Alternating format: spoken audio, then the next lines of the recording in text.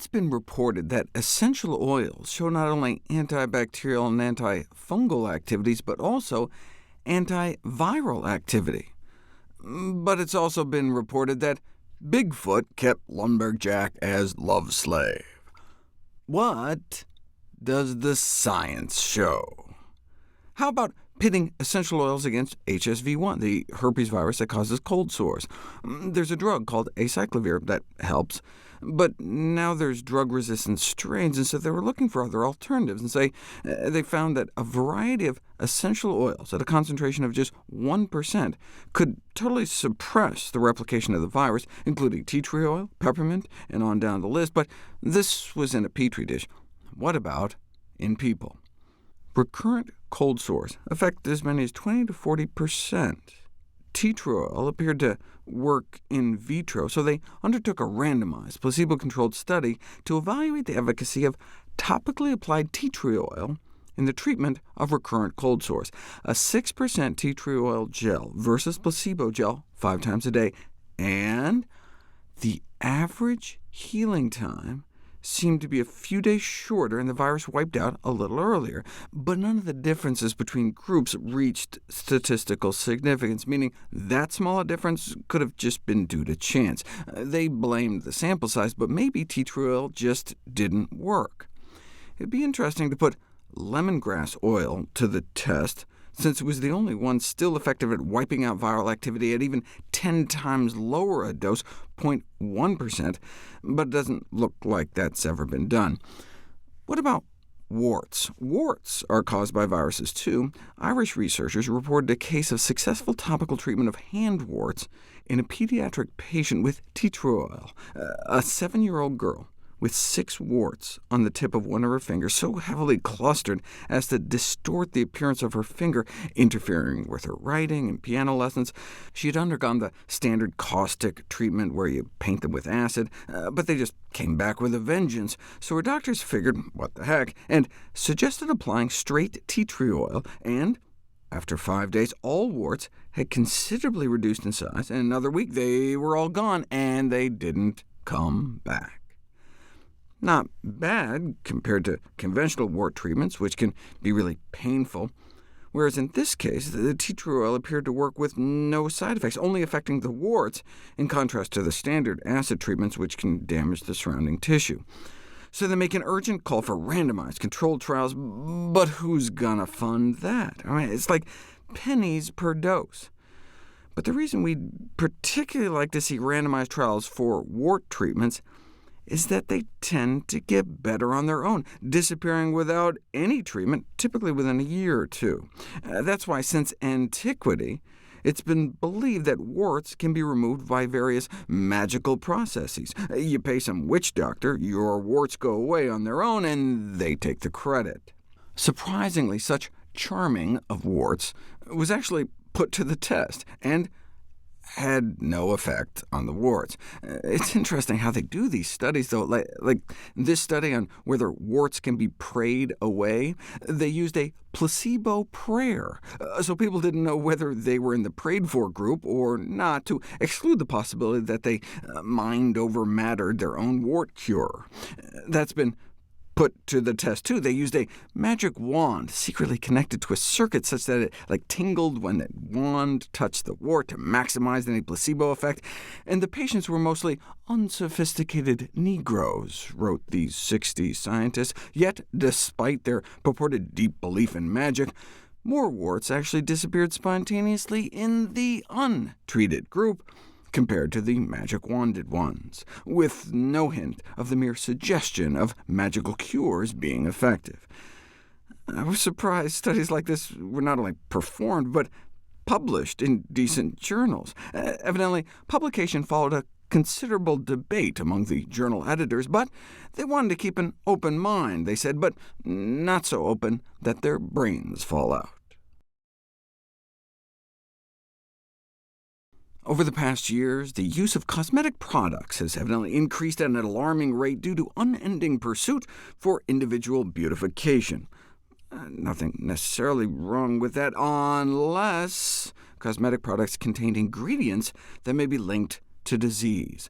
Ingredients such as toxic heavy metals like lead. Lead has been found in a wide range of cosmetic products, from eyeshadow to skin cream, foundation, blush. I talked about henna before, but looking at the data, an important warning can be recognized: the presence of lead in lipsticks, because you end up inadvertently actually swallowing a little bit of it. It's been estimated that a woman may end up ingesting 3 pounds of lipstick over her lifetime. Moreover, lipsticks can be used by pregnant women or women of childbearing age. Duh. Yes, lead is highly toxic, but how much lead can there be in lipstick? Surely it's a very minor source. Nonetheless, one should not exclude the fact that lead accumulates in the body over time, and so repetitive lead-containing lipstick application might lead to significant exposure, but you don't really know until you put it to the test. 32 lipsticks and lip glosses tested, and lead was detected in 3/4 of the products, suggesting public health concerns. But how much lead did they find? About half exceeded the FDA-recommended maximum level set for candy. Yeah, but come on, that limit is set for something kids may eat every day. Kids are not going to eat tubes of lipstick every day. Nevertheless, it's generally accepted that there's no safe level of lead intake. Ideally, we should get contaminant levels down to 0. And look, as a consumer group pointed out, 1/4 of the lipsticks were lead-free. So we know it can be done.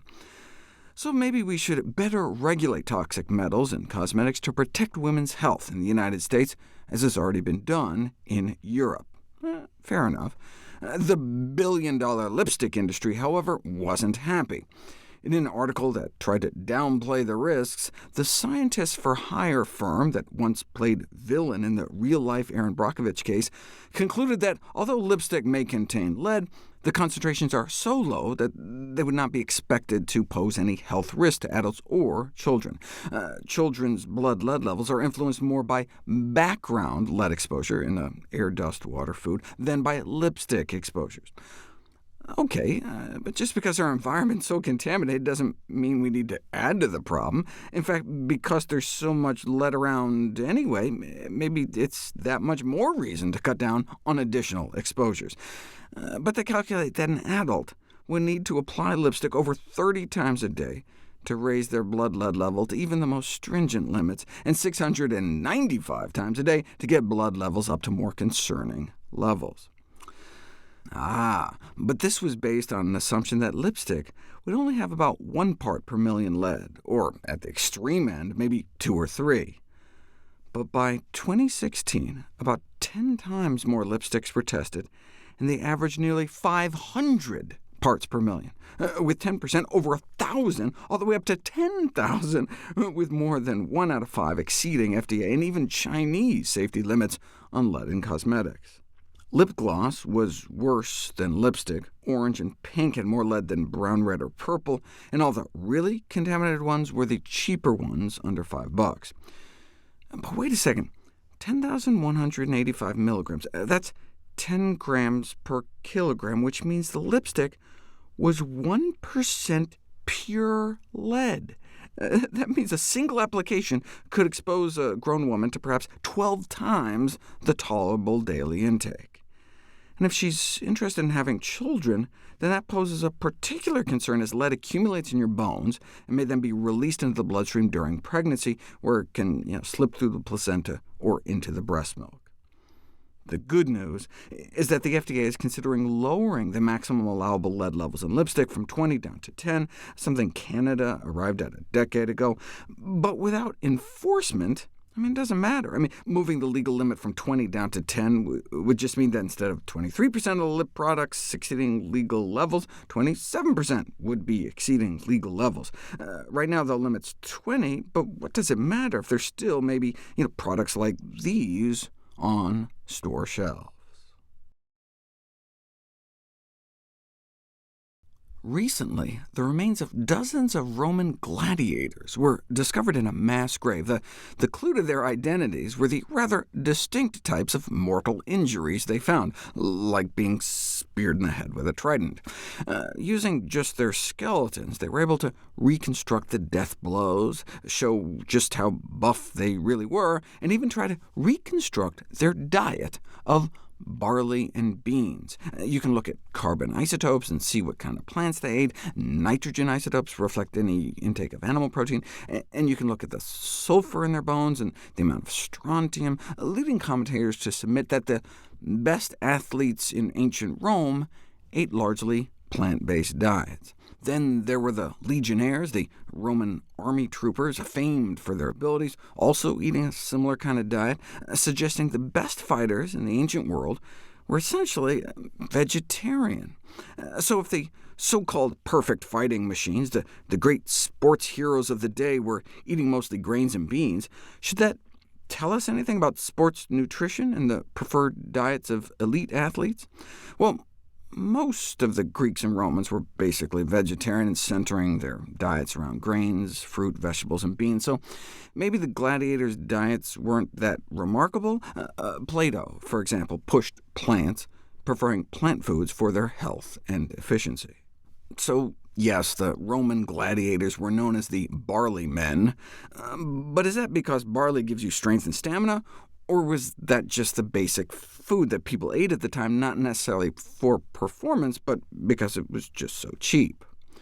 Well, if you look at the modern Spartans, the Tarahumara Indians, the ones that run races where they kick a ball for, 75 miles just for the fun of it, running all day, all night, and all day, maybe 150 miles if they're feeling in the mood, what do you get if you win? A special popularity with the ladies, although how much of a reward that would actually prove to be for a man that had just been running for 2 days straight is questionable, though maybe their endurance extends to other dimensions. Probably not since the days of the ancient Spartans has a people achieved such a high state of extreme physical conditioning. And what did they eat? The same kind of 75 to 80% starch diet based on beans, corns, and squash. And they had the cholesterol levels to prove it. Total cholesterol levels down at essentially a heart attack-proof 136. And it's not just some special genetics they have. You feed them enough egg yolks, and their cholesterol creeps right up.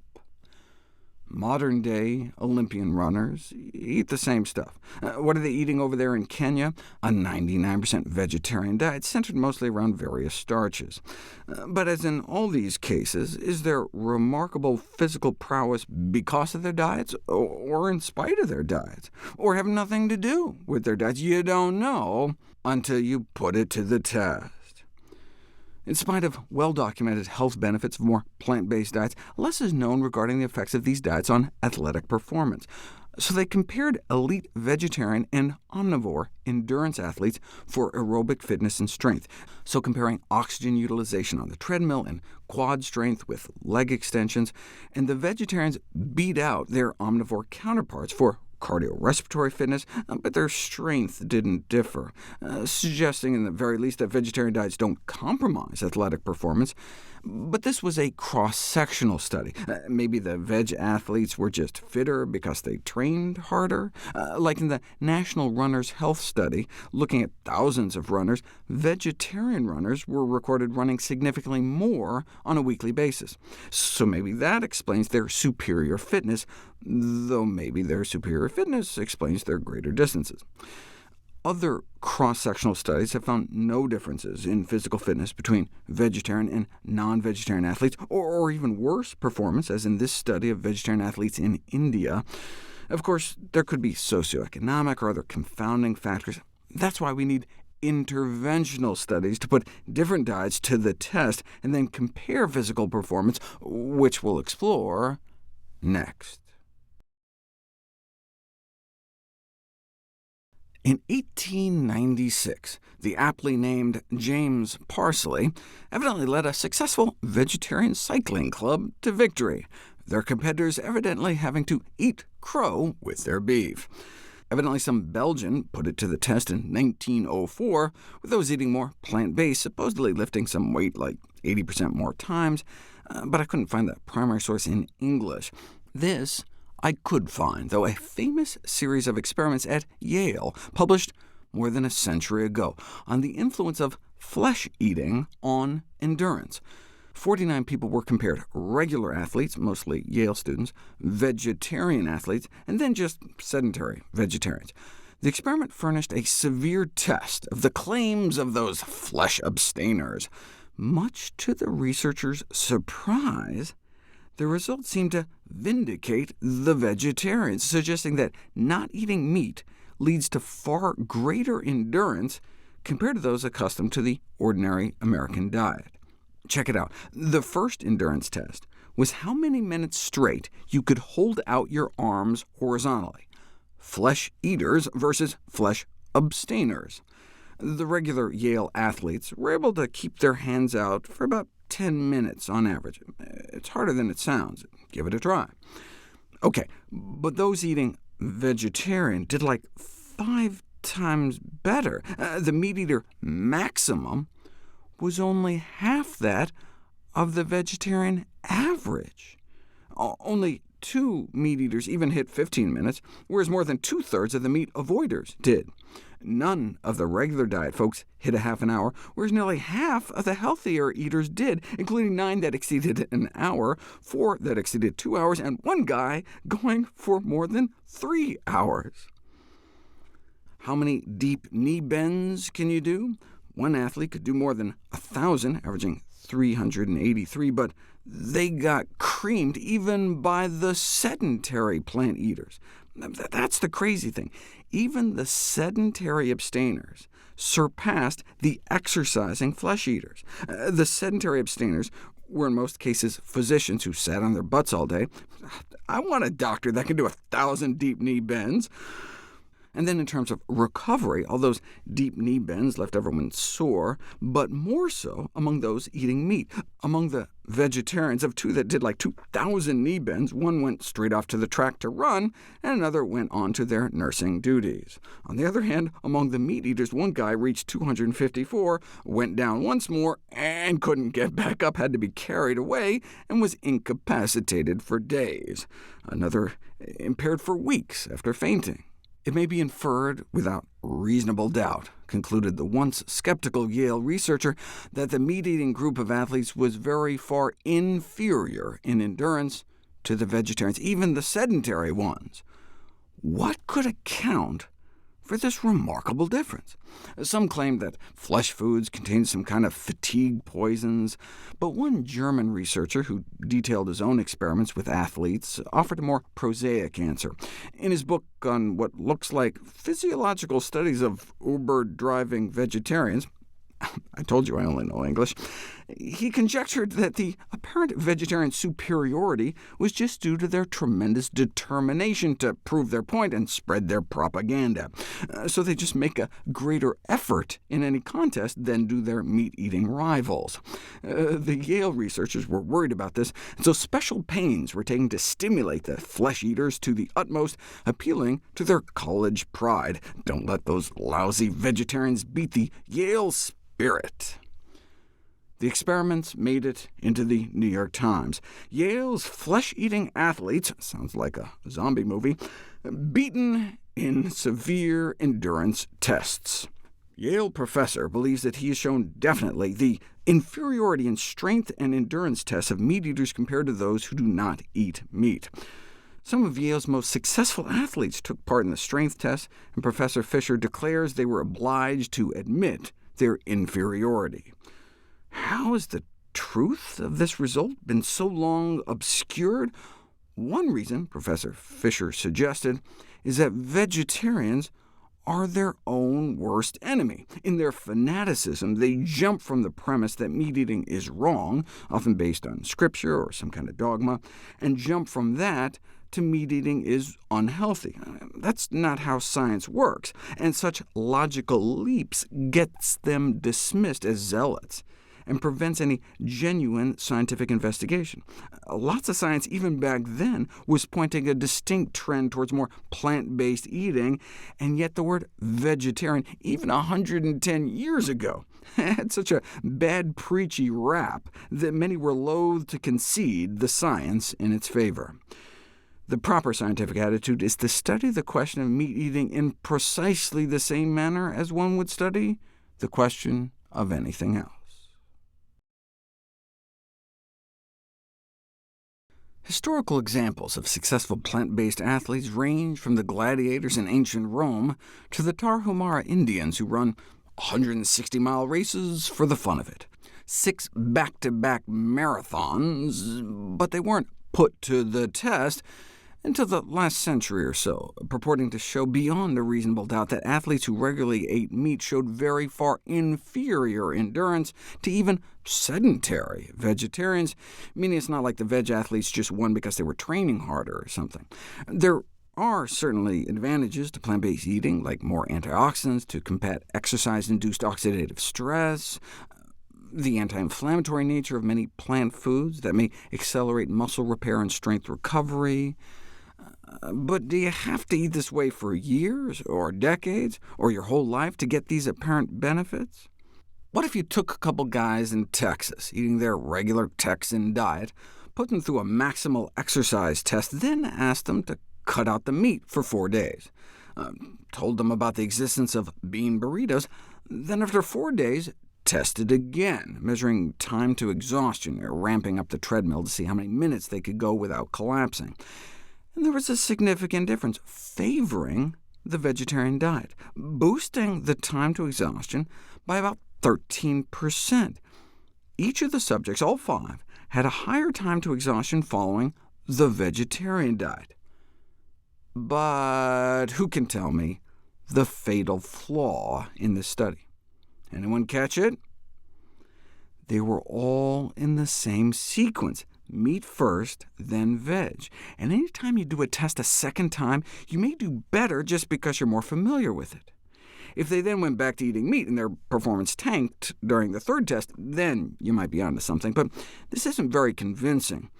And even if the effect is real, it may not be the meat reduction per se, but a function of improved glycogen stores from eating more carbs or something. If you put athletes to a vegetarian versus omnivorous diet for a 621-mile race, you've heard of a 5K, this is a 1,000K, and you make sure to design the 2 diets so they get about the same percentage of carbs, the finishing rates are identical, and total time within just a few hours of each other. Same thing with sprinting, randomize people into veg or mixed diet groups, and no significant difference in sprint power between the 2 groups. They conclude that acute vegetarianism has no apparent adverse effects, but no apparent performance benefits either. Same with strength training. Measure maximum voluntary contraction of both biceps and quads before and after each dietary period, and no significant difference either way. Put all the studies together, comparing physical performance in these kinds of randomized controlled trials, where you have folks eating more plant-based for just a few days or weeks, and there appears to be no difference, at least acutely, between a vegetarian-based diet and an omnivorous diet in muscular power, muscular strength, or aerobic performance. Long-term, though, a plant-based diet can be conducive to both endurance, performance, and health.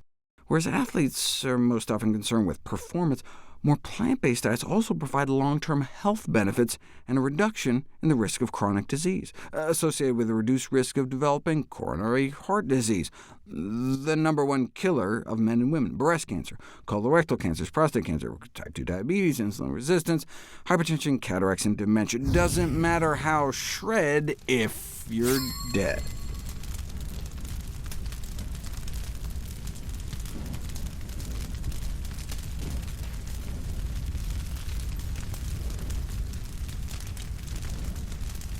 In this new review on the intakes of berries and their brightly colored pigments, called anthocyanins, they note 4 out of 5 studies suggest that increased intake is significantly associated with a reduction in the risk of coronary heart disease, the #1 killer of men and women, by between 12 and 32%.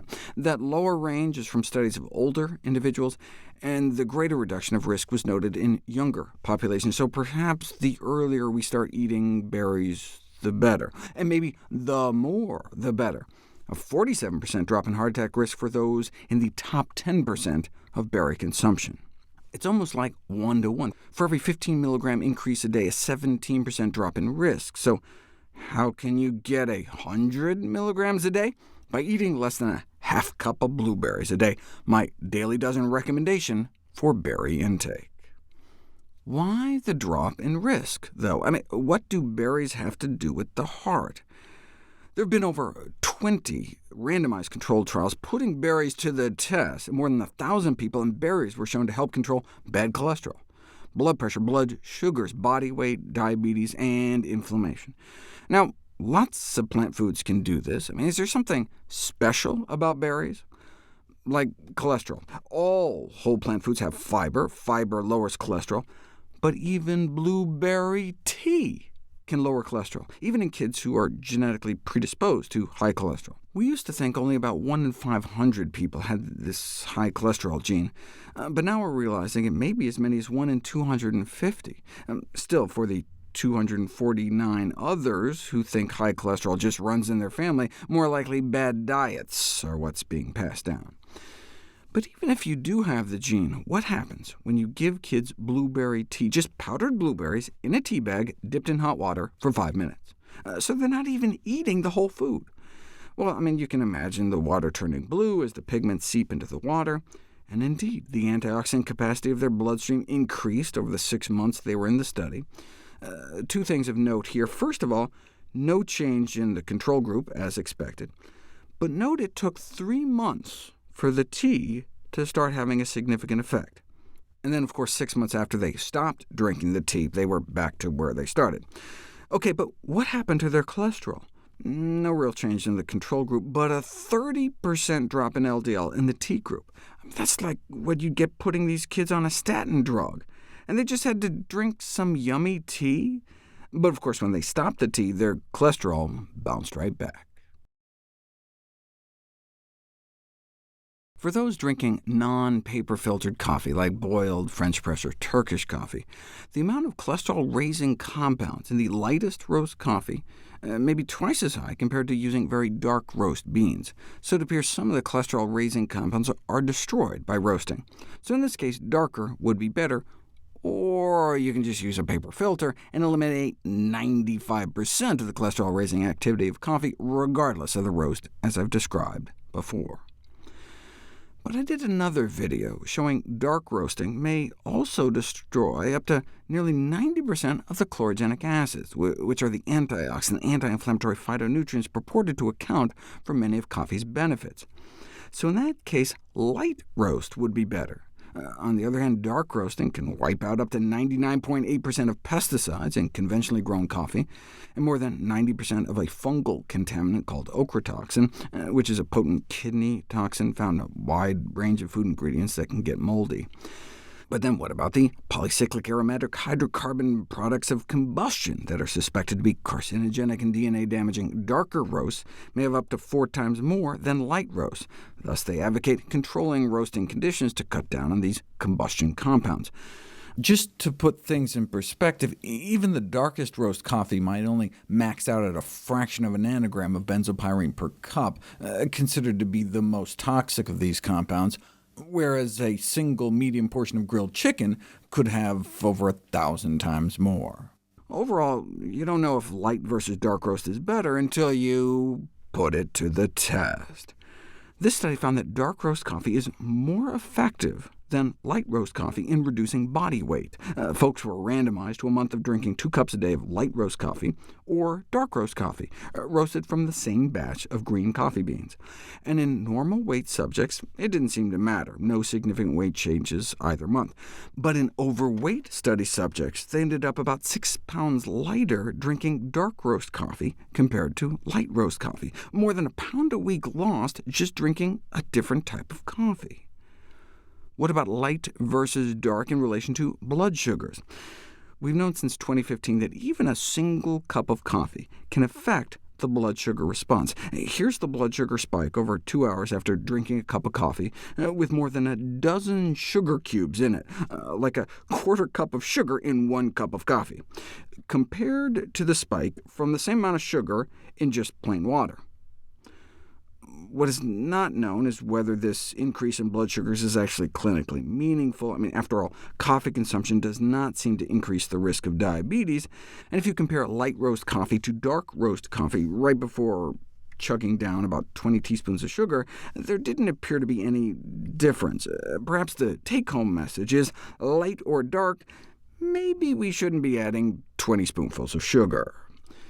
And finally, what about the effects of different roasts on heartburn and stomach upset?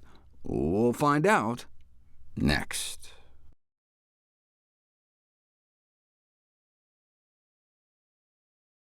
Dark roast coffee is more effective than light roast coffee in reducing body weight. But what about the effect of different roasts on heartburn and stomach upset? We know that coffee consumption is sometimes associated with symptoms of stomach discomfort, and so researchers stuck pH probes down into people's stomachs to measure the amount of stomach acid generated by different types of coffee. The way you chart stomach acid secretion in the stomach is called a gastrogram. You basically give people some baking soda, which starts out alkaline, and measure the pH in the stomach to see how long it takes the body to restore the stomach back into an acid bath, about 15–20 minutes. But if you mix that same amount of baking soda with dark roast coffee, it takes longer, meaning the dark roast coffee is suppressing stomach acid secretion since it takes longer to normalize the pH. Give people more of a medium roast coffee, though, and we see a dramatically different effect, an acceleration of stomach acid secretion, returning the stomach to acidic conditions 3 times faster than drinking dark roast coffee. Hence the title. Dark roast coffee is less effective at stimulating stomach acid secretion compared to a medium roast coffee. But you don't know if that translates into symptoms, clinical effects, until you put it to the test. The most commonly used coffee bean roasting process is referred to as convection or flash roasting, which just takes a few minutes. An alternative method is conduction roasting, which roasts at a lower temperature for a longer time, hours, and this results in so-called low-acid coffee. And supposedly there are anecdotes from coffee-sensitive individuals suggesting that this low-acid coffee does not precipitate or aggravate heartburn. When you look up that citation, though, they just cite data from the Pure Roast Coffee Company, makers of low-acid coffee. It should therefore come to no surprise that it was the same company that funded the study. If you go to their website, they claim that the health benefits associated with drinking Pure Roast low-acid coffee will become almost immediately obvious to those who suffer from acid reflux, heartburn, or indigestion, with over 90% of customers surveyed receiving symptom relief, and so they decided to put their money where their mouth was. But before I get to the results, it's important to realize that when they say low acid, they're not talking about stomach acid. They're talking about roasting so long that they destroy more of the chlorogenic acid within the coffee bean. You know, the antioxidant polyphenol phytonutrient chlorogenic acid. You know, the anti-diabetic, anti-cancer, anti-inflammatory, anti-obesity antioxidant. That's like some orange juice company going out of the way to destroy the vitamin C and then branding their OJ as low acid. And that would be technically true. Like, vitamin C is ascorbic acid.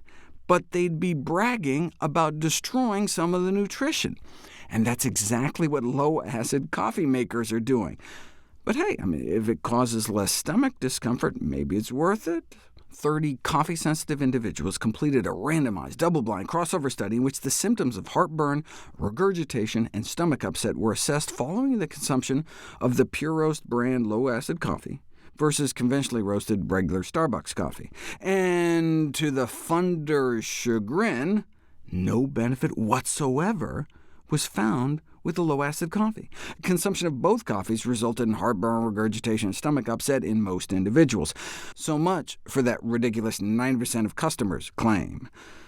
No significant differences in the frequency or severity of heartburn, regurgitation, or dyspepsia were demonstrated between the two coffees, either in a fasting state or after a test meal. They couldn't find any way to make the low-acid coffee look better. So they had this initial thought that a difference in coffee acidity may explain the company's claims. However, when put to the test in a randomized controlled study, they found no difference in symptoms, suggesting the whole coffee acidity thing doesn't explain the sensitivity some people have. And I think further acts as a reminder that we should never believe claims made by anyone trying to sell us something. Millions of Americans come down with bladder infections, urinary tract infections every year, including more than 1 million children. Most cases stay in the bladder, but when the bacteria creep up into the kidneys or get into the bloodstream, things can get serious. Thankfully, we have antibiotics. But there's now a pandemic of a new multi-drug-resistant strain of E. coli, discovered just in 2008, and now this so-called ST131 strain went from unknown to a leading cause of bladder infections the world over, resistant to even some of our second- and third-line antibiotics. And it's been found in chicken, retail chicken breasts sampled from across the country, documenting a persisting reservoir of extensively antimicrobial-resistant X-spec bacteria, the extraintestinal pathogenic E. coli, including the ST131 strain, in retail chicken products in the United States, suggesting a potential public health threat. See, urinary tract infections may be food-borne, by which they mean predominantly poultry, chicken, and turkey, so maybe we shouldn't be feeding antibiotics to these animals by the ton in poultry production. But wait, food-borne bladder infections? What are you doing with that drumstick? No, eating contaminated chicken can lead to the colonization of the rectum with these bacteria that can then, even months later, crawl up into the bladder to cause an infection. The problem of increasing antimicrobial resistance is so dire that some experts are predicting that the era of antibiotics may be coming to an end, ushering in a post-antibiotic era in which common infections and minor injuries can once again kill. More than 80% of E. coli isolated from beef, pork, and poultry exhibited resistance to at least one antibiotic, and more than half from poultry were resistant to 5 different drugs. One of the ways this happens is that viruses, called bacteriophages, can transfer antibiotic-resistant genes between bacteria.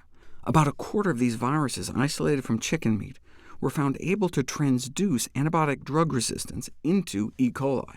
And one of the big problems with this is that disinfectants used to kill bacteria are in many cases not able to eliminate these viruses. Some of these viruses are even resistant to bleach at the kinds of concentrations used in the food industry. And likewise alcohol, which is what you find in many hand sanitizers, also unable to harm most of them.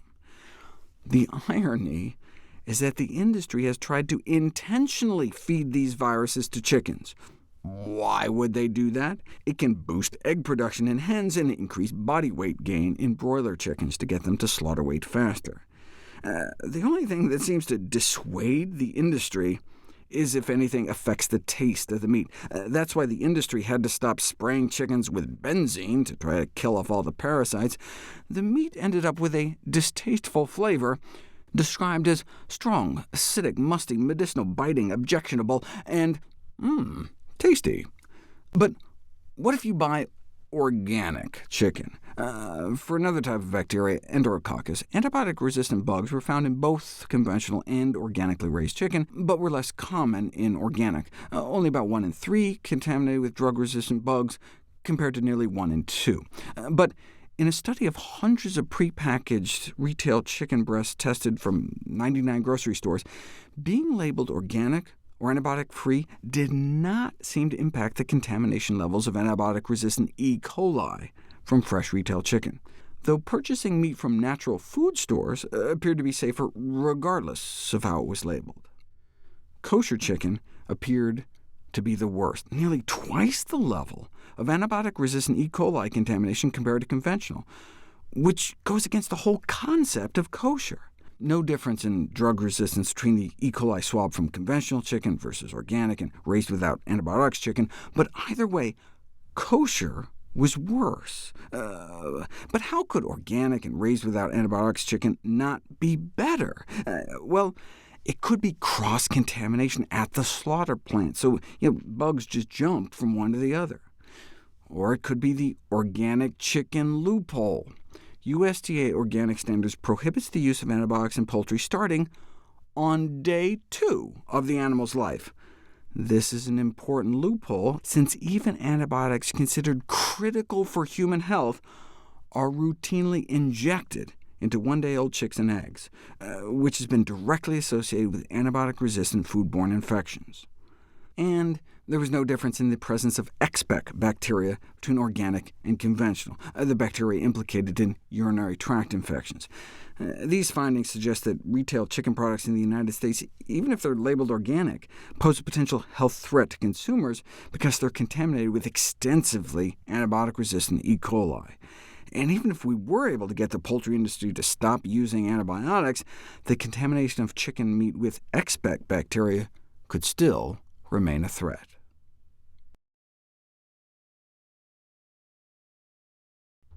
There's an extensive scientific literature describing the positive impact of dietary plant compounds on overall health and longevity. However, it's only now becoming clear that the consumption of diets rich in plant foods can influence neuroinflammation, brain inflammation, leading to the expression of cytoprotective, cell-protective, and restorative proteins.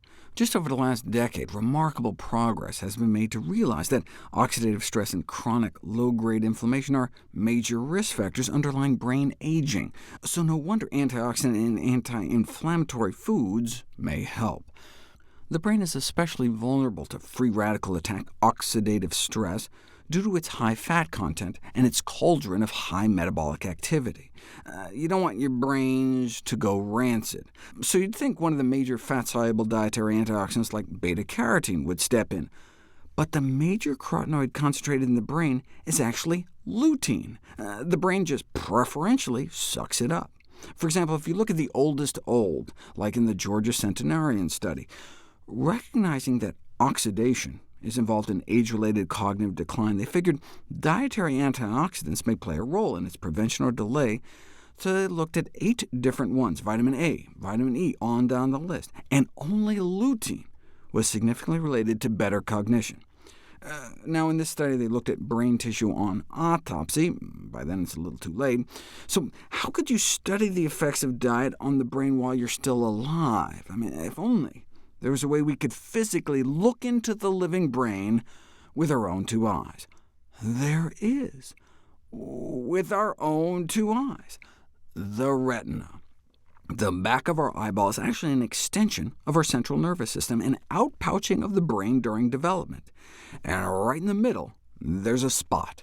This is what the doctor sees when they look into your eye with that bright light. That spot, called the macula, is our HD camera, where you get the highest resolution vision, and it's packed with lutein. And indeed, levels in the retina correspond to levels in the rest of your brain. So your eyes can be a window into your brain.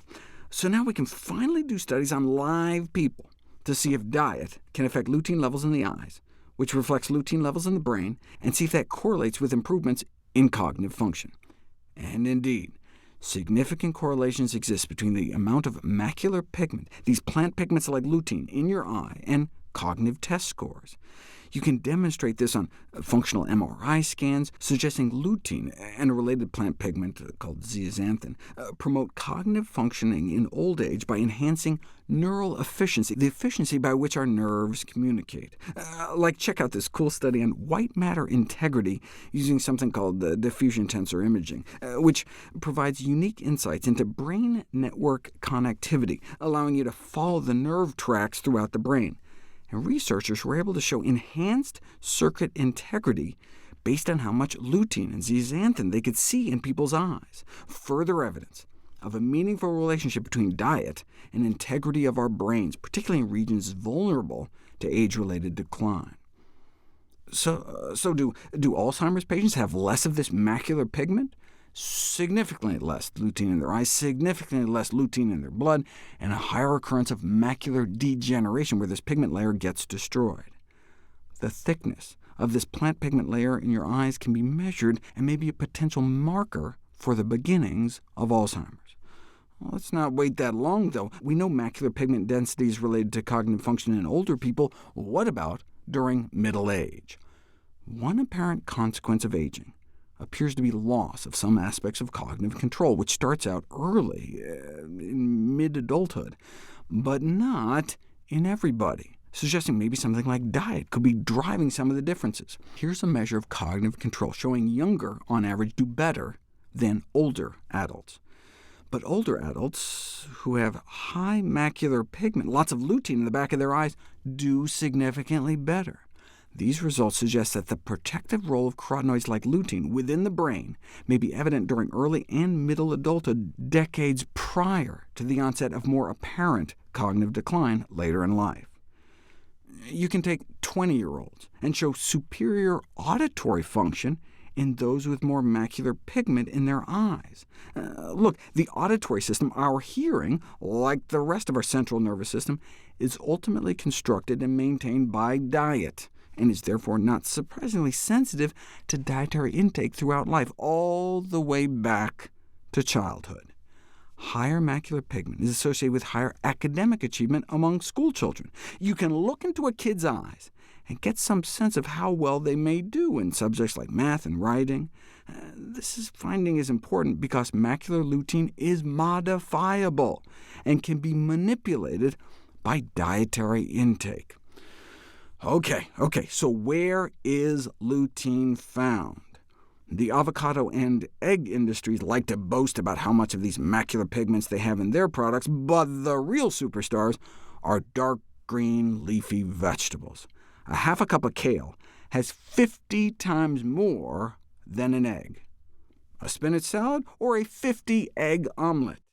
And the earlier, the better. Pregnant and breastfeeding women should definitely be checking off my daily dozen green servings, but it's also apparently never too late. While some age-related cognitive decline is to be expected, these effects may be less pronounced among those eating more green and leafy. But you don't know for sure until you put it to the test, which we'll explore next. Dark green leafy vegetables are packed with a brain antioxidant called lutein, and so increasing our greens intake could be an important public health strategy for reducing the risk of visual or cognitive impairment.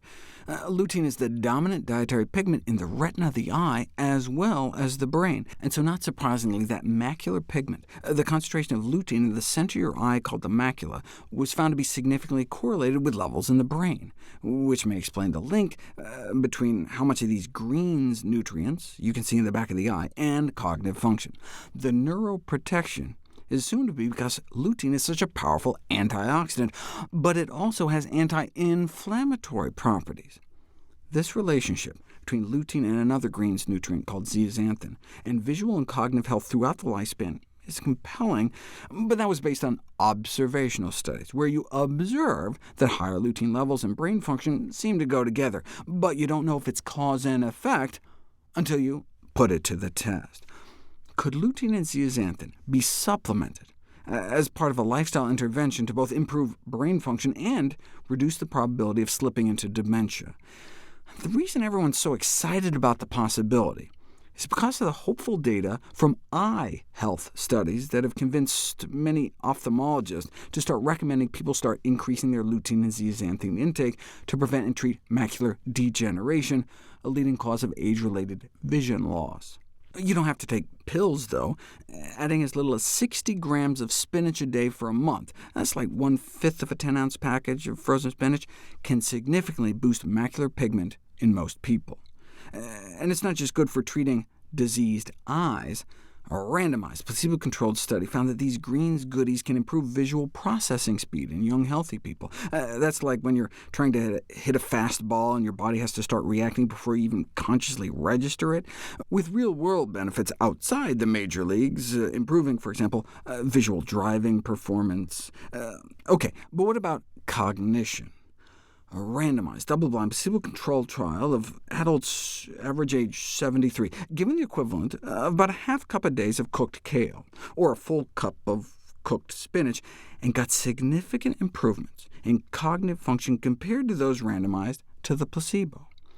May even work in young adults, too, average age 21. Daily supplementation with the same amount of lutein and zeaxanthin not only increased their macular pigment, but resulted in significant improvements in brain function, spatial memory, reasoning ability, and complex attention. Have they ever tried putting whole foods to the test? Hard to get Americans to eat greens every day, but not so hard to get them to eat guacamole. This study tested the effects of the intake of avocado on cognition, a 6-month randomized controlled trial. What was the control? 1 avocado a day, or a potato or a cup of chickpeas. And those in the avocado group had a significant improvement in cognitive function. But to the avocado board's chagrin, so did the tater and chickpea group. That's the problem with having healthy placebos. Maybe they should have used iceberg lettuce or something. What about the impact on cognition of those who really need it? Alzheimer's disease patients. Their vision got better, that's good, but no significant changes in cognitive function. Now, it's possible that eating whole foods like dark green leafies might have worked better than just the pigments in pill form. Yes, oxidation and inflammation appear to be key to both Alzheimer's and macular degeneration, but neither disease seems particularly amenable to late-stage treatments. That's why prevention is the key. Reducing oxidation and inflammation in the earliest stages may be our most promising approach. Hippocrates, the father of Western medicine, believed that all diseases begin in the gut. Of course, he also thought women were hysterical because of their wandering uterus. So much for ancient medical wisdom. But something like constipation can have a major negative impact on physical, mental, and social well-being. It's often overlooked in healthcare. This may be because poop talk is taboo, but can have a severe influence on their everyday living, both psychologically and physically. Constipation can hurt, causing abdominal discomfort and pain, straining, hard stool, infrequent bowel movements, bloating, and nausea. No wonder laxatives are among the most commonly used drugs. Most are safe when used judiciously and intermittently, but because of the frequency of their use, they do end up being one of the most common causes of adverse drug reactions. Perhaps treatment should instead address the underlying problems, such as lack of dietary fiber. You probably don't need a meta-analysis to demonstrate that dietary fiber can obviously increase stool frequency. Populations in most Western countries must be considered by world standards to be almost universally constipated. Here, it's an epidemic among the elderly, but simply not a problem among those centering their diets around fiber-rich foods. Where is fiber found? This patient summary in the AMA's journal sums it up, with an illustration: whole, unrefined plant foods. Now, for those of us smug in our intake of fruits and vegetables, we need to realize that fruits and leafy vegetables are the poorest whole food sources of fiber. Why? Because they're 90% water. Right? Root vegetables have more, but the fiber superstars are legumes, beans, split peas, chickpeas, and lentils, as well as whole grains. And gram for gram, fruit fiber doesn't seem to have the same effect. It may take 25 grams of fruit fiber to double stool output, something just 10 grams of whole grain fiber or vegetable fiber can do. And that's not all fiber can do. If you eat some whole grain barley for supper, by the next morning your good gut bacteria are having it for breakfast, releasing butyrate into our bloodstream, a compound that seems to exert broad anti-inflammatory activities, which could help explain why significant decreases in the prevalence of inflammation are associated with increasing dietary fiber intakes. Check it out. And the highest group here was just getting the minimum recommended daily intake of fiber. So what, if you have knee pain or something, you should eat more fiber-rich foods? We didn't know until now. Dietary fiber intake in relation to knee pain trajectory.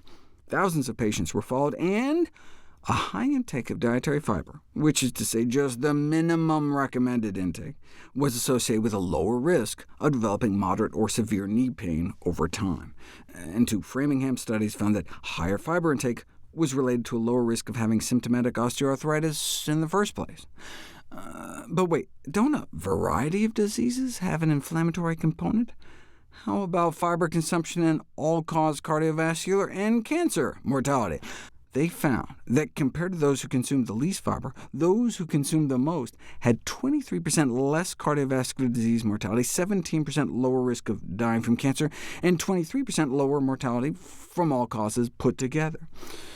Unfortunately, most persons in the United States consume less than half the recommended intake of dietary fiber daily. These researchers suggest all sorts of potential mechanisms for which fiber could be life-saving, from improving cholesterol, immune function, and blood sugar control, but there also may be more of a direct cause. If you ask people to bear down as if they're straining on stool, you can get a rapid increase in intracranial pressure inside your skull. And indeed, if you look at trigger factors for the rupture of intracranial aneurysms, if you ask hundreds of people who had strokes, bleeds within their brains, one of the biggest trigger factors noted was straining for defecation, multiplying risk sevenfold. In 1969, a correlation analysis performed by a Dr. Greger, no relation, and he spelled it wrong, found this rather tight correlation between animal protein intake in countries and intestinal cancer mortality. In the 70s, this relationship was extended to breast cancer too, and animal fat implicated as well. But it all kind of travels together in the same foods, along with dietary cholesterol.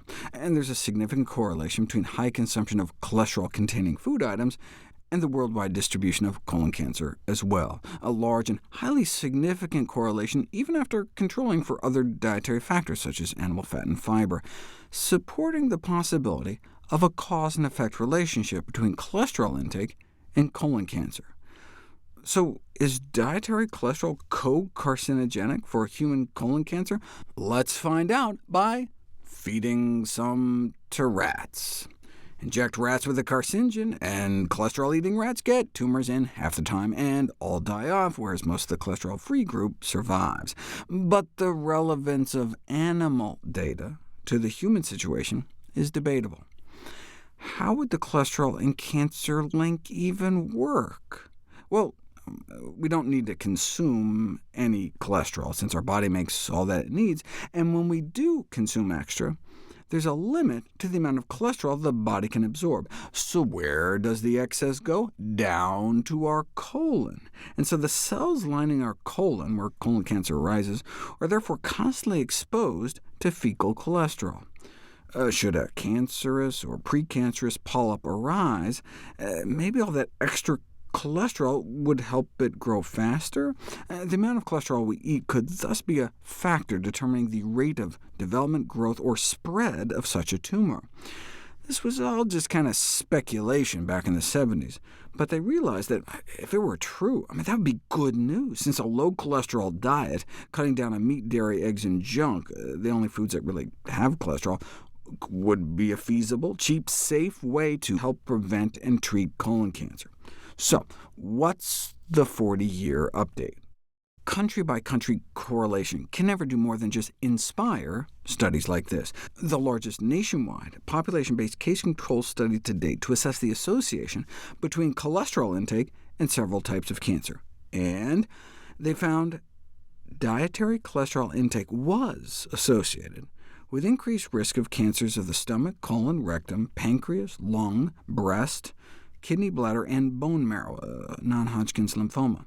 So the flip side is that a diet low in cholesterol may play a role in the prevention of several cancers. What does that mean food-wise? Cutting down on meat, dairy, and eggs, which may increase risk of cancer, though eating diaries would probably just increase risk of paper cuts. Lots of fiber, though. The findings of this study should essentially be viewed as an indication that diets rich in meat, dairy products, and eggs is an unfavorable indicator of the risk of several common cancers. Two cancers they didn't look into, though, were endometrial cancer and throat cancer.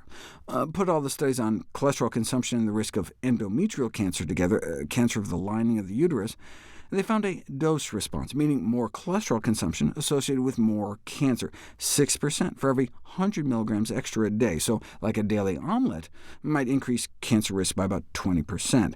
Maybe because the extra cholesterol is converted into estrogen, or it may just be the increased oxidative stress reflected in higher levels of oxidized cholesterol. I talk about that in my Alzheimer's series. There also appears to be a dose-response relationship with pancreatic cancer, one of our most dismal malignancies.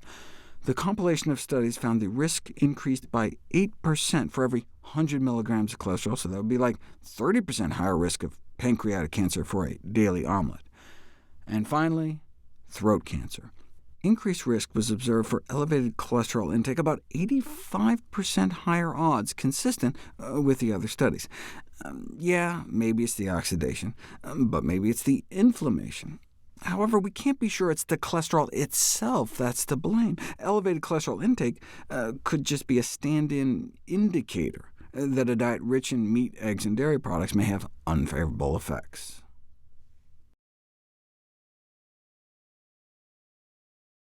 This nationwide study of dietary cholesterol intake in cancer concluded that not only may cutting down on cholesterol help prevent cardiovascular diseases, but also may reduce the risk of cancer. Therefore, limitation of animal fat and cholesterol is a favorable public health measure. But the study didn't find high cholesterol consumption correlated with all cancers. Yes, a significant association between high cholesterol intake was found for stomach cancer, colon cancer, rectal cancer, pancreatic cancer, lung cancer, breast cancer, kidney cancer, bladder cancer, and a type of bone marrow cancer called non-Hodgkin's lymphoma, but the association was negative for prostate cancer. If you look at studies on prostate cancer and eggs, though, which are one of the primary sources of cholesterol in the diet, a pooled analysis of 15 prospective cohort studies found that those who ate 25 grams a day or more of eggs, which is like half an egg a day, versus like less than an egg a week, those averaging that half egg had a significant 14% increased risk of advanced and fatal prostate cancer. They weren't exactly sure how to explain it, but eggs contain considerable amounts of choline, which certain bad bacteria in the gut can turn into toxic TMAO, which I've described before. There also appears to be a dose response, meaning the more eggs, the more cancer risk. Increasing consumption by 5 eggs a week may increase the risk of fatal prostate cancer 47%, though that's just for fatal prostate cancer. No relationship was found between eggs and prostate cancer in general, just eggs in the deadly forms. It's not necessarily the cholesterol, though. Yes, a large amount of cholesterol may support the rapid proliferation and growth of cancer cells, but there's also the choline and the animal protein, all of which may link egg consumption to the risk of breast, ovarian, and prostate cancers. And then if you look at prostate cancer progression, meaning men who've already been treated for prostate cancer, had a radical prostatectomy to have their whole prostate removed, and are trying to keep the cancer from coming back, if you see what they were eating, a very high intake of eggs, by which they mean nearly an entire egg a day, was associated with the likelihood of recurrence of high-grade disease, meaning an aggressive form of cancer coming back. Egg consumption is also associated with increased risk of ovarian cancer, where women make their own eggs, something we've known for over 15 years now. Eggs can also be a source of heterocyclic amines, carcinogenic chemicals that are formed during high-temperature frying. That would be consistent with the bladder cancer data, suggesting fried egg consumption may double cancer risk, but not boiled eggs. The researchers considered the high cholesterol content of eggs, though, to be the most plausible explanation for the ovarian cancer link. Eating lots of cholesterol-rich foods may increase the formation of toxic bile acids, which may at least affect colorectal cancer and lung cancer. There does seem to be a dose-response relationship for egg consumption in cancers of the gut. Even just a few eggs a week may be associated with a 19% greater risk of colorectal cancer, but hit 3 or more eggs a week, and the increased risk may be as high as 71%. And finally, breast cancer. a significant increase in breast cancer risk once women get up to around 5 eggs a week. Now, this was putting together just all the forward-looking cohort studies. Adding together all the studies doesn't change the conclusion. Egg consumption is associated with increased breast cancer risk. A single serving of eggs may exceed the old 300 mg daily limit by like 40%. The latest dietary guidelines actually strengthened their limits on dietary cholesterol, saying, forget 300, as recommended by the National Academy of Sciences Institute of Medicine. We should eat as little dietary cholesterol as possible. In 1908, the presence of cholesterol crystals was noted in the proliferating areas of cancers, suggesting that perhaps cholesterol in some way was associated with the regulation of cancer proliferation. A century later, we now recognize the accumulation of cholesterol as a general feature of cancer tissue, and recent evidence suggests that cholesterol may indeed play a critical role in the progression of cancers, including breast, prostate, and colorectal cancers. Perhaps that could explain why egg consumption was associated with increased breast cancer risk. And indeed, a systematic review of the evidence suggests that dietary cholesterol intake increases risk of breast cancer, and the more cholesterol you eat, the higher the risk appears to go. But why? One thought is that the prolonged ingestion of a cholesterol-enriched diet induces a chronic autoinflammatory response. We know that chronic inflammation can lead to the initiation, promotion, and progression of tumor development. It's true that sprinkling some cholesterol on white blood cells in a test tube can trigger the release of inflammatory compounds, and LDL cholesterol can induce breast cancer proliferation and invasion. But again, that's in vitro, where you can show that breast cancer cells can migrate nearly twice as far within a day in a petri dish in the presence of LDL cholesterol. But what about in people? Well, the level of LDL cholesterol in the blood of women diagnosed with breast cancer does appear to be a predictive factor of tumor progression. About 2 years after surgery chemoradiation, not one of the women in the lowest third of LDL cholesterol levels had a cancer recurrence. The same could not be said for women with higher cholesterol. We know cholesterol can cause inflammation in our artery walls. Maybe it's also playing an effect on breast cancer initiation progression. They speculate that the high cholesterol levels may have a cancer-fueling effect. And indeed, women with breast cancer who happen to be taking cholesterol-lowering statin drugs appear to live about 40% longer before the cancer comes back. But the data isn't good enough to ensure the drug benefits outweigh the risks, though lowering cholesterol with diet, well, may be able to get the best of both worlds. But what does that have to do with dietary cholesterol? Sure, animal studies show that if you feed mice cholesterol, you can accelerate their cancers.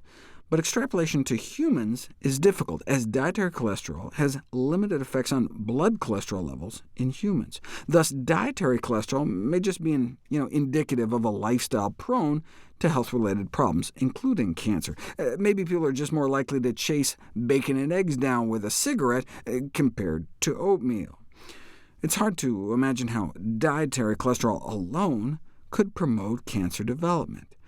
But that all changed recently with the discovery that 27-hydroxycholesterol, a metabolite of cholesterol, can function as an estrogen and increase the proliferation of most breast cancer cells. So it's not the cholesterol itself, but what it turns into in the body. Scientists have long struggled to understand why women with heart disease risk factors are more likely to develop breast cancer. Now, perhaps, we know.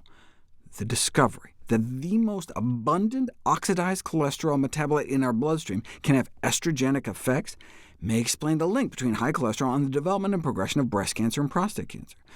Yes, 27-hydroxycholesterol also stimulates the proliferation of prostate cancer cells, boosting growth by about 50%.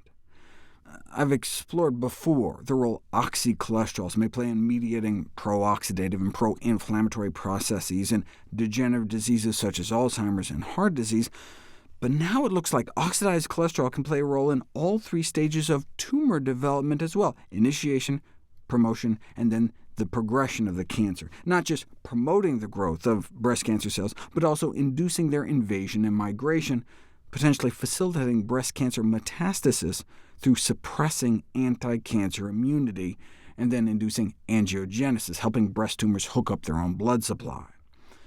This is all supported by several lines of evidence that point to a pathologic role for this cholesterol metabolite. Yeah, you can feed mice cholesterol, their oxysterol levels go up, and their tumors accelerate. It also appears to dramatically hasten the spread or metastasis of breast tumors to other organs.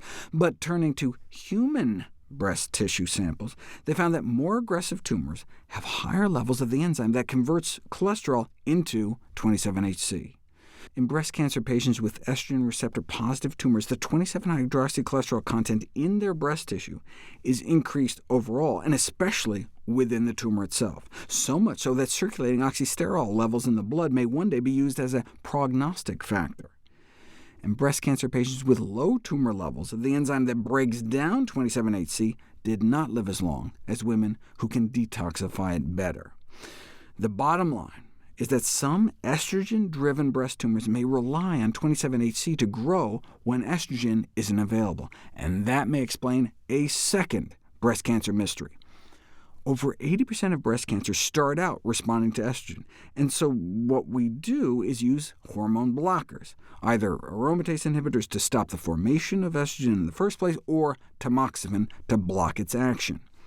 Despite the efficacy of these drugs, many patients relapse with resistant tumors, and that's where oxidized cholesterol can come in. 27-HC can fuel breast cancer growth without estrogen, which could explain why sometimes these estrogen blockers don't work. And finally, 27-HC may explain why breast cancer patients with higher vitamin D levels appear to live longer. Vitamin D supplementation decreases 27-HC levels in the blood. The best way, though, may be to just lower overall cholesterol. Lower cholesterol, and you lower oxidized cholesterol. So discovering this role of cholesterol is actually really good news, since cholesterol is a highly amenable risk factor, either by lifestyle, dietary, or pharmacologic interventions. The implications of these findings, according to the principal investigator, is that lowering cholesterol with dietary changes or drugs could reduce a woman's breast cancer risk or slow tumor growth. Does use of alternative medicine, in addition to conventional therapies, predict prolonged survival from cancer?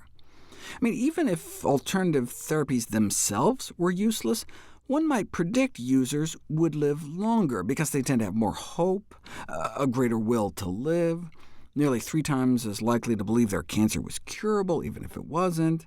But death rates were actually higher in alternative medicine users. Follow them up years later, and 79% of the alternative medicine users had died, compared to 65% of non-users. Now, if the alternative medicine users started out sicker, that could certainly explain it, and they did tend to be, though the difference didn't reach statistical significance. Bottom line, the association between the use of alternative medicine and shortened survival is not necessarily cause and effect, but it's possible some of the alternative modalities may have indeed been harmful. Thanks to the internet, there's been a resurgence of older complementary and alternative cancer treatments, such as Laetrile, which is a compound derived from amygdalin, a natural cyanide-containing substance concentrated in apricot kernels, the seeds inside the pits. It was branded as a vitamin to skirt regulations, vitamin B17, but it's not a vitamin, and the lack of Laetrile's effectiveness against cancer and the risk of side effects from cyanide poisoning led to its being banned decades ago.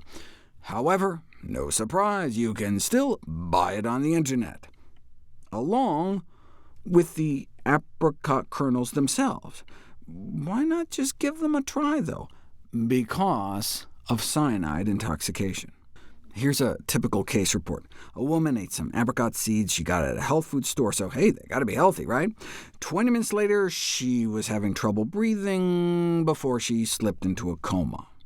They made some calculations, and it appears an 8-ounce bag of apricot kernels is enough to kill 6 people if consumed in one sitting.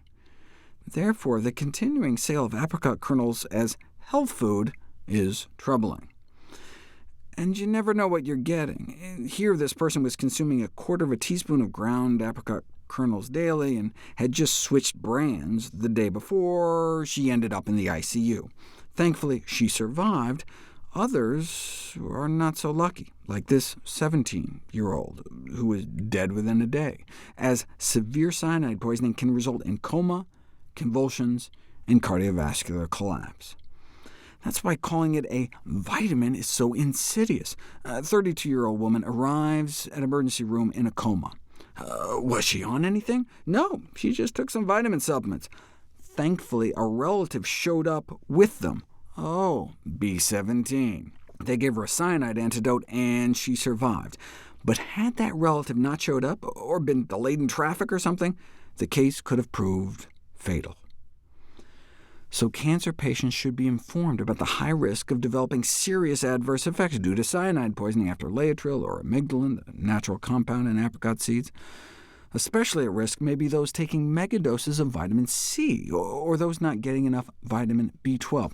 See, the body has two major ways to detoxify cyanide. It can attach it to B12 to form the supplement form cyanocobalamin, which can then be harmlessly peed out, or it can use the amino acid cysteine, which is also used to metabolize vitamin C. And so if you take too much vitamin C, levels can drop, and you can end up more vulnerable to cyanide toxicity. But hey, conventional cancer treatments such as chemo can be toxic too. It's all about benefits versus risks. Yeah, amygdalin can block the growth of certain cancer cells in a petri dish, though it doesn't appear to have any anti-cancer effects against laboratory animal tumors. But you don't know what happens in people until you put it to the test and do a clinical trial of amygdalin in the treatment of human cancer, which we'll cover next. Amygdalin, quackery or cure. Amygdalin is a cyanide-containing compound found in apple seeds, but 10 times more concentrated in the seeds of peaches, apricots, and bitter almonds. It can be sold as a derivative called Laetrile, advertised with the misnomer vitamin B17. It gained popularity among cancer patients as an alternative treatment in the 1970s. But the reason there's this 2016 review, and the reason I'm doing videos about it, is that it's experienced a renaissance thanks to the Internet. Back then, all the FDA could do was send out a bulletin to 1 million doctors and other health professionals warning them that Laetrile is not only worthless, but dangerous. 10,000 copies were made for posting in post offices. The New York Times editorialized that people should be able to choose their own placebo, but the stuff was killing people.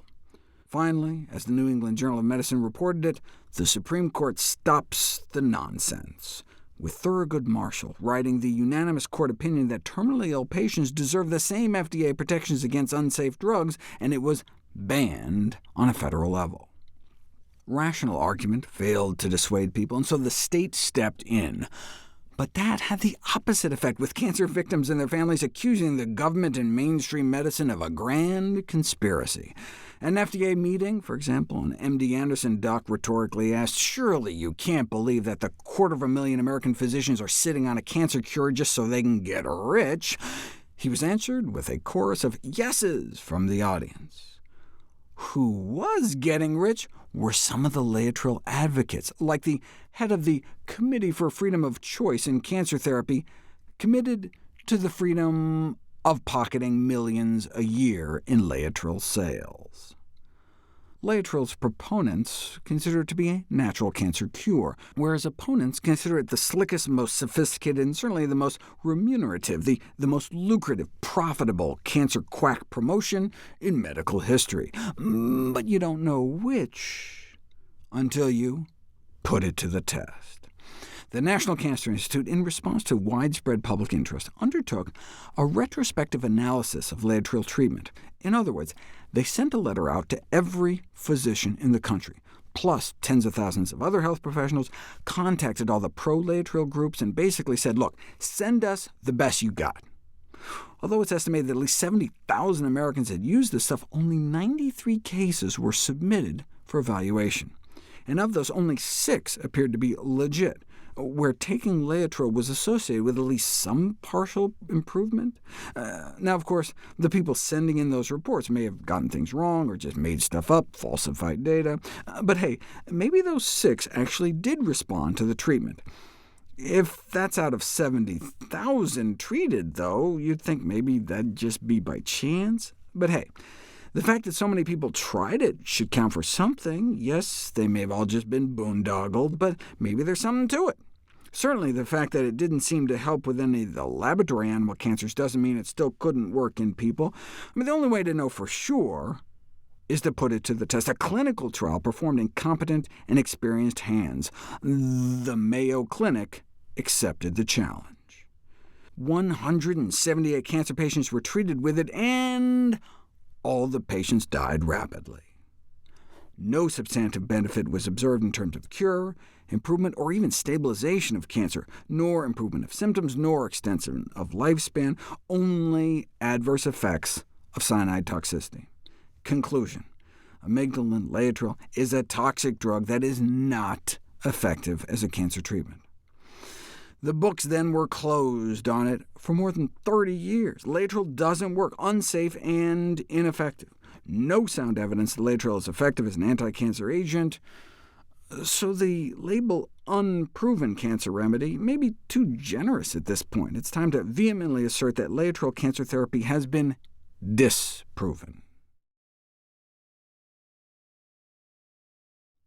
Time magazine famously exhorted people to eat butter, no doubt selling lots of magazines, but perhaps selling the public short. They followed up with an article doubling down, saying that the case for eating butter just got stronger, based on this study, a systematic review and meta-analysis of butter consumption. Pooling all the studies, each daily serving of butter was associated with only a 1% higher risk of death. Wait, this is the study making the case stronger to eat butter? Further, the study suggests that swapping like a spoonful of oil in place of butter every day would drop the risk of diabetes 8%.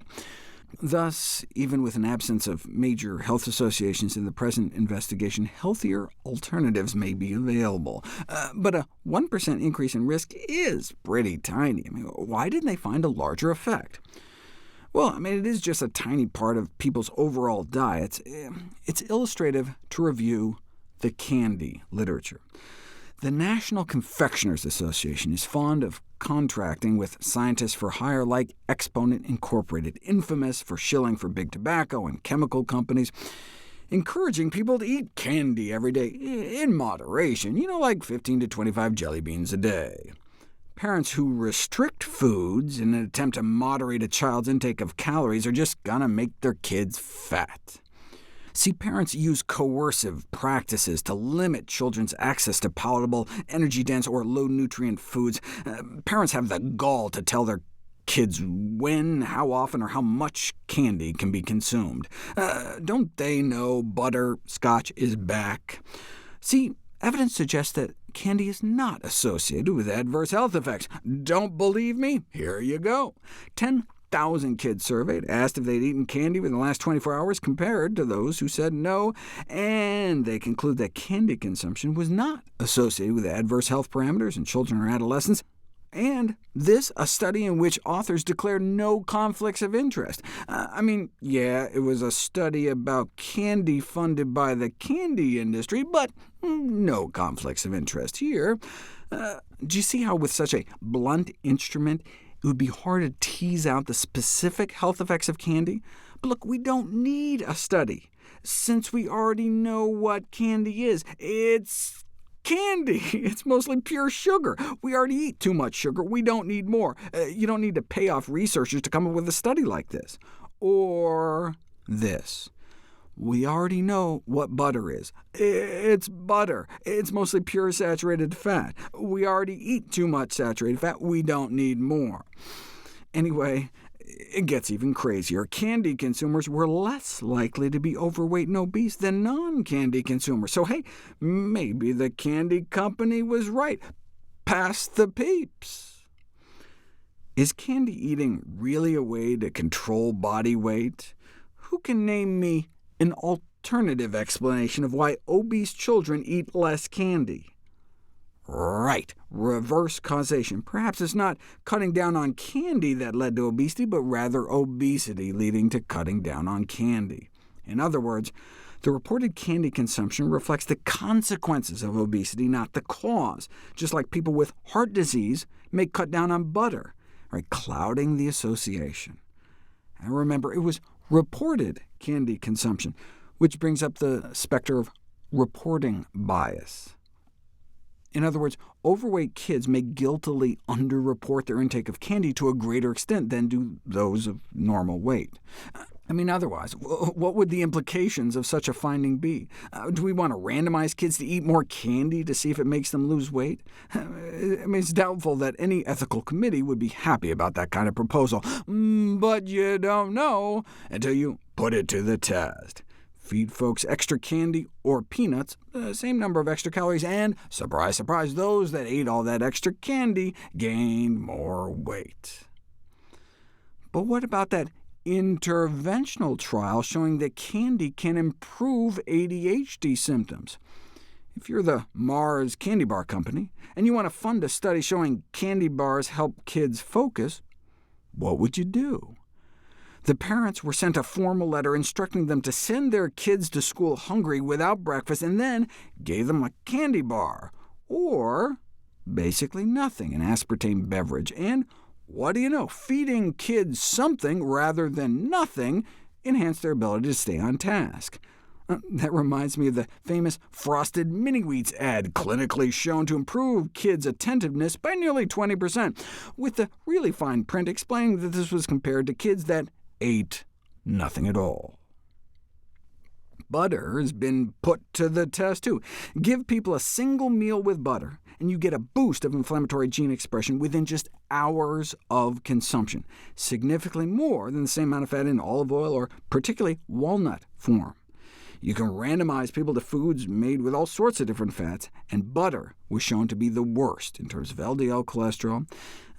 But these were short-term studies. It's not like you can randomize people to eat or avoid butter for years, unless they're locked up in a mental hospital, where by switching diets you can raise or lower their cholesterol and cut coronary events by about 40%, though they also cut down on meat and eggs, so it wasn't just butter. But it's not like you can get a whole country to cut down on butter. Oh, but you can. A 75% drop in butter consumption in Finland helped create an 80% drop in heart disease mortality, which was driven largely by the countrywide drop in cholesterol levels, which was largely driven by the countrywide dietary changes to lower saturated fat intake, like the move away from butter. The bottom line is that researchers have put it to the test, randomized controlled trials involving more than 50,000 people, and the more you decrease saturated fat content, the more your cholesterol drops, the greater the protection. Lifestyle advice to all those at risk for cardiovascular diseases: to lower the risk of our #1 killer of men and women, population groups should continue to be advised to permanently reduce their saturated fat intake. The American Heart Association got so fed up with industry attempts to confuse people, they released a presidential advisory in 2017 to make it as clear as they could. The main sources of saturated fat to be decreased include butter.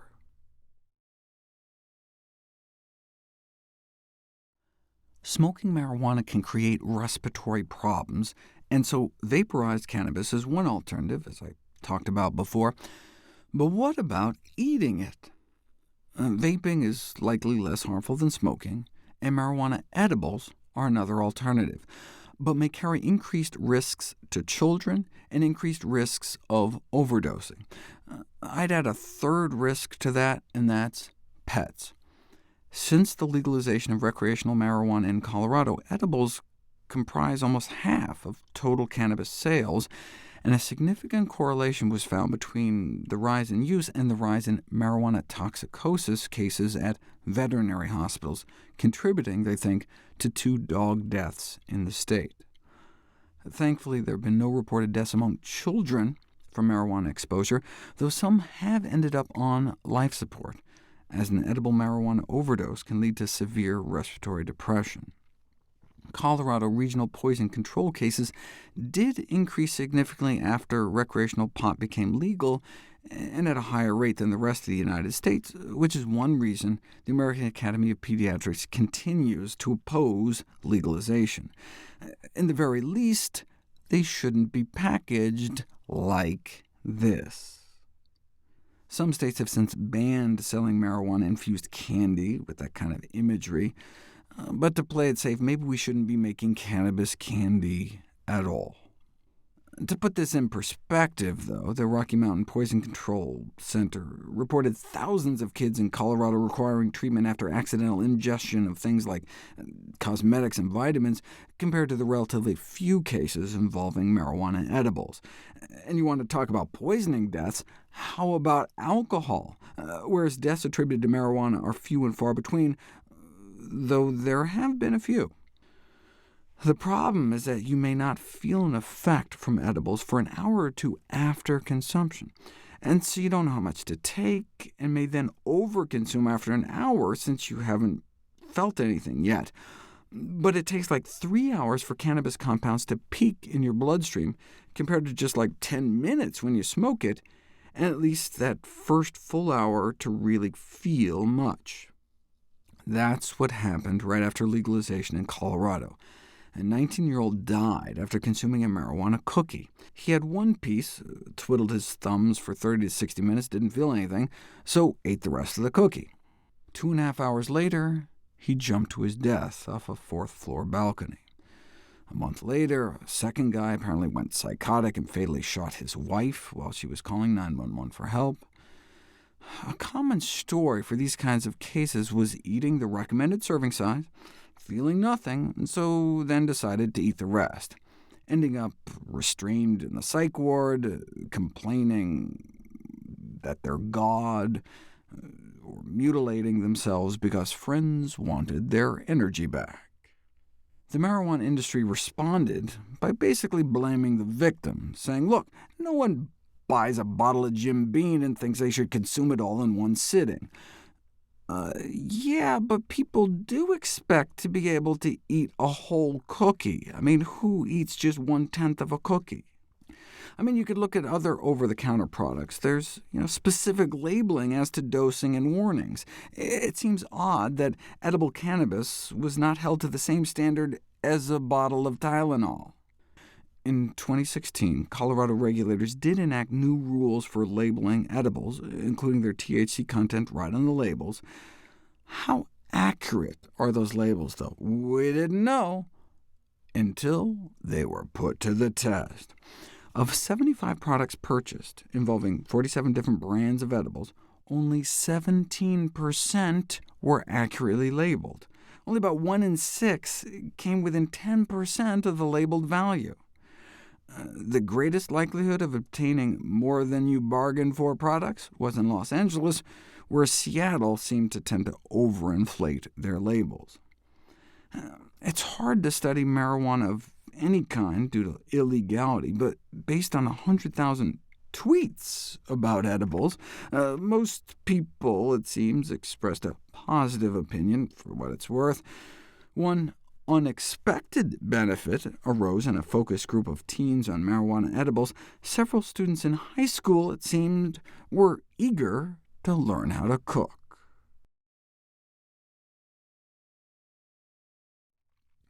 Dates are one of the healthiest sweeteners. That's what we use in the How Not to Die cookbook. You can blend them with water and make date syrup, or use date sugar, which is a whole food, just dried dates ground into powder, and as such is packed with nutrition, ending up with as much antioxidant power as blackstrap molasses, but without the strong taste. Though not all brands are the same. For example, Bob's Red Mill may have twice the antioxidants compared to Now Foods, though they only tested 1 package each. OK, so dates are healthy compared to other sweeteners. That's not saying much. Do dates have any special medicinal properties? You'll see papers like this in the medical literature touting the therapeutic effects of date fruits in the prevention of diseases, anti-inflammatory, antioxidant, anti-tumor activity, complete with figures like this, of the purported pharmacological activities of date fruits in disease control. But what they don't say is some of this may be based on studies like this, where they feed dates to rats. That sounds nice. But then induce testicular ischemia by twisting their left testicle clockwise 720 degrees, so like 2 full rotations to completely kink off the blood supply. So did the dates help? Who cares if the dates helped? We're talking about rat testicles. It's like when researchers test the nut-on-nut effects of pecans. What relevance does that have? Though ironically, perhaps the strangest assertion here, that dates helps with labor and delivery, is actually supported by randomized and double-blind placebo-controlled trials, as I've covered before. So let's keep an open mind here. What about the purported anti-cancer effects? Researchers studied the impact of dates on our good gut flora and colon cancer cell proliferation. Our gut harbors about 10,000 billion microorganisms and is considered the most metabolically active site in the human body. All sorts of crazy stuff is happening down there, and we can reward our good gut flora by feeding them prebiotics, like dietary fiber and polyphenols, a class of antioxidant phytonutrients. And dates have high levels of both. So let's blend up some dates with some gut flora, fecal slurries donated by volunteers. You've heard of green smoothies? More like a brown smoothie. Well, what happened? Both the whole date extract and just the date polyphenols were able to significantly increase the growth of beneficial bacteria. And then they also assessed the ability of mixtures to inhibit the growth of colon cancer cells in a petri dish. Even just a polyphenol fraction cut cancer cell growth by more than half, and the whole date extract nearly blocked cancer cell growth completely. Together, these data suggest that consumption of dates may enhance colon health by increasing beneficial bacterial growth and inhibiting the proliferation of colon cancer cells. It would have been nice if they actually studied the effects of dates in the actual colon, but there's never been such a study. Until now. The impact of date consumption on gut flora growth and large intestinal health, a randomized, controlled crossover human interventional study. Volunteers were randomized to either a control group or 7 dates a day for 3 weeks. And there were significant increases in bowel movement frequency, not surprising, eating the additional fiber, but also significant reductions in stool ammonia concentrations after consuming dates. I have a video on why that's important. Furthermore, date intake significantly reduced genotoxicity in human fecal water. What the heck is that? That's like human stool tea, a water extract of feces from someone eating 7 dates a day, causes significantly less genotoxicity, meaning is significantly less DNA damaging, which is good since that's what's coating the insides of our colon on a daily basis. Dozens of different date varieties have been pitted, no pun intended, against a variety of cancer cells in vitro, and not just colon cancer and stomach cancer, which the dates might actually come in contact with, but also prostate cancer cells, lung and breast cancer cells. But of course, we'd have to first show that the active components are actually absorbed into the bloodstream and end up in those organs. At the turn of the century, if you would have asked teens why they chose to eat vegetarian, most might say they do it because they don't want to kill animals, followed by wanting to eat a healthier diet. More recently, to help the environment became a leading reason among young people, followed by eating healthier and then animals. A smaller fraction gave weight loss as a reason. Yeah, they might think it's healthier and care about animals and the environment, but they also might be doing it for weight loss reasons. Yes, we're in the midst of an obesity epidemic, but there's also been a rise in eating disorders. Might vegetarianism be a red flag for the presence of an eating disorder? A survey of adolescent and young adult vegetarians found they tended to eat better and have healthier body weights, but those who ate vegetarian were also more likely to report eating disorder-type behaviors. It's important, however, commentators were quick to point out, not to suggest that vegetarian diets cause eating disorders. When people start eating more plant-based, the risk of chronic diseases goes down, not up. Maybe it's the children who have not yet adopted a vegetarian diet who require our special attention, as they have poorer diets and are at significantly higher risk for obesity. To which the authors responded, yes, they agree that vegetarianism does not cause eating disorders. They're just saying that one should explore with them why they're doing it. While it's important to recognize the potential health benefits, it's also important to investigate a teen's motives for adopting a vegetarian diet. Studies have shown that adolescents who have symptoms of eating disorders may then go on to adopt a vegetarian diet as a weight loss method, as a socially acceptable way of avoiding eating. So rather than an increased prevalence of eating disorders among those who eat vegetarian, there may be an increased prevalence of vegetarianism among those with eating disorders. The study was just a snapshot in time, so they couldn't tell which came first. Might eating vegetarian just be a way to disguise food restriction during the early stages of an eating disorder, or does experience with vegetarianism increase vulnerability for the development of eating disorders in the first place? To answer the question, you need to know which came first, and in most cases, eating vegetarian came at least a year after the first eating disorder symptoms. Similarly, in a series of anorexics, in fewer than 1 in 10 did meat avoidance predate the onset of their disease. It's this kind of data that led the Academy of Nutrition and Dietetics to conclude that prior use of a vegetarian or vegan diet does not appear to increase the risk of an eating disorder. In fact, they may have even lower dietary restraint scores.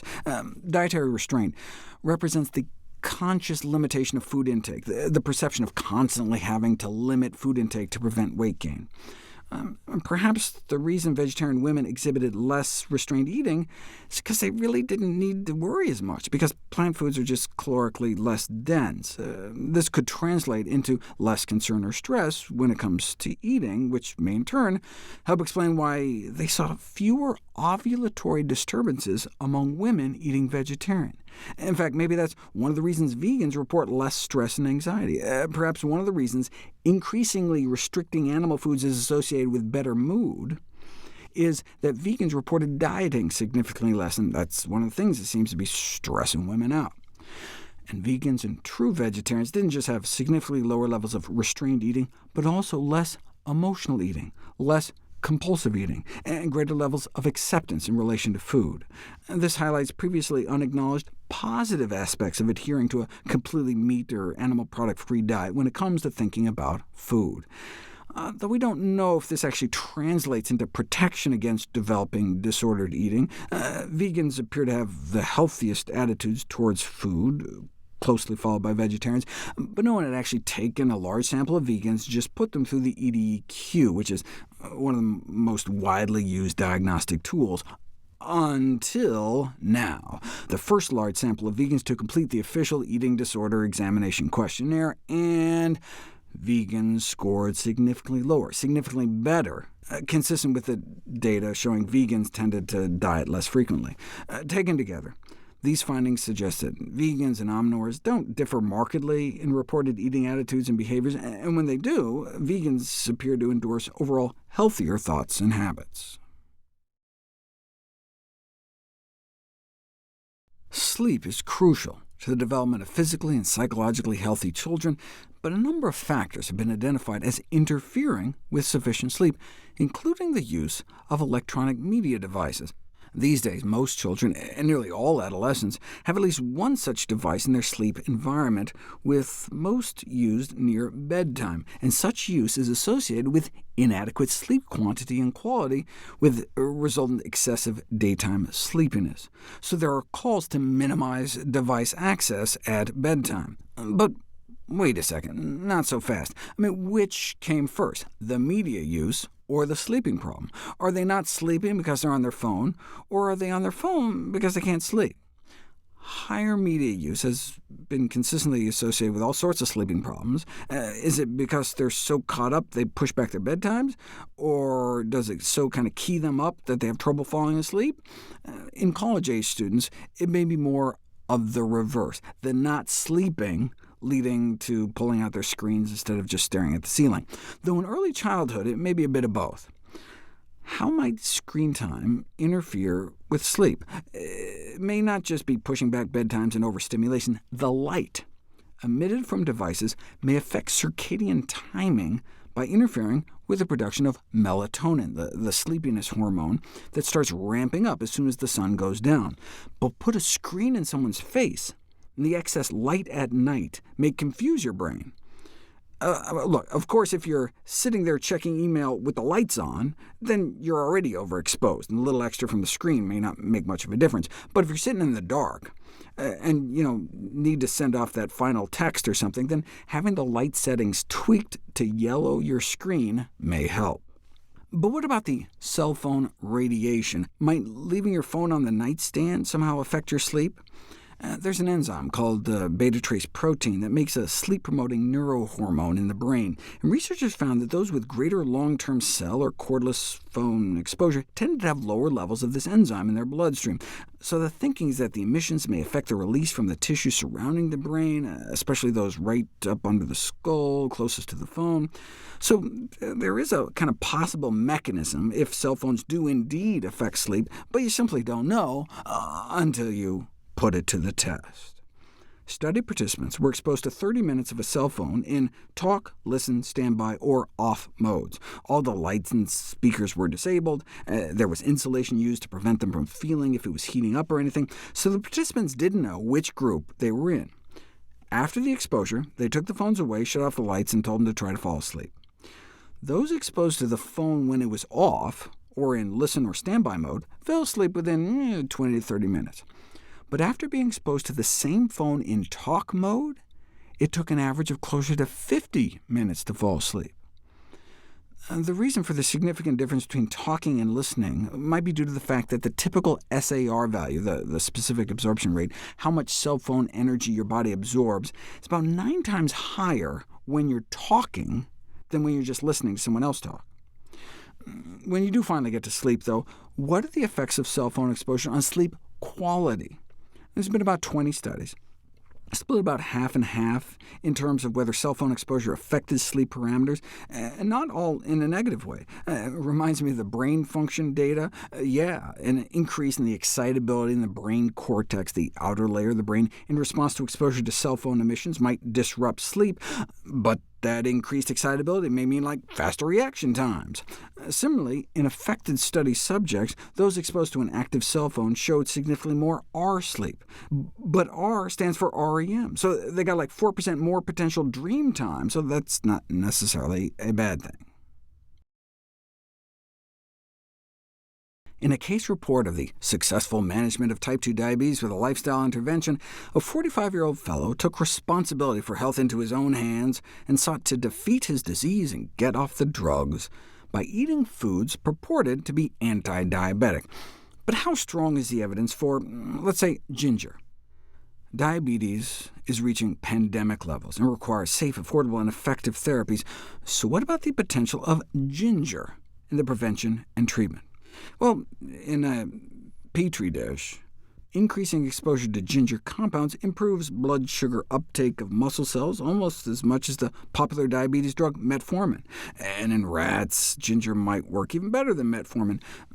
But weight and blood sugar reduction observed in rodent models does not necessarily translate to humans. In this study, a combination of nutraceuticals caused mice to lose 30% of their body weight in 1 month, but in people, no benefit compared to placebo. You don't know if something works in humans until you put it to the test. If you feed people refined flour white bread with a cup of water, this is what happens to their blood sugars over the next 2 hours. But drink some unsweetened green tea with that white bread instead, and there's less of a blood sugar spike. Same with cinnamon tea, and same with ginger tea, made by mixing a tablespoon of grated fresh ginger in a cup of hot water. OK, but these were healthy, normal subjects. What about the effects of ginger in diabetics? This was the first study of its kind. Diabetics randomized to take a teaspoon of ground ginger a day for 2 months, hidden in pill form, so they could compare it with identical-looking sugar pill placebos, and ginger supplementation decreased the levels of insulin, which is a good thing, and lowered triglycerides and LDL cholesterol, but without a significant effect on blood sugars. Now, look, heart disease is the leading killer of diabetics, so a 13% drop in LDL bad cholesterol would be reason enough to shell out the nickel a day it would cost to add that much ginger to your diet. But it would have been nice to see an improvement in blood sugar control. There was that drop in insulin levels, which suggests improved insulin sensitivity, and indeed there was a significant drop in insulin resistance, so maybe they just didn't give ginger long enough time to work? Well, that was 2 months. How about 3 months? Even less ginger, just 1.6 grams, less than a teaspoon a day, but for 12 weeks. And maybe ginger can reduce blood sugars after all, and decrease inflammation, cutting C-reactive protein levels in half. OK, what about going back to just 8 weeks, but this time using a higher dose?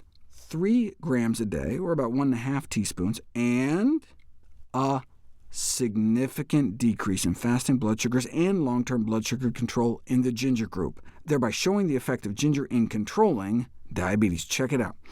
The placebo group continued to get worse. The ginger group got better.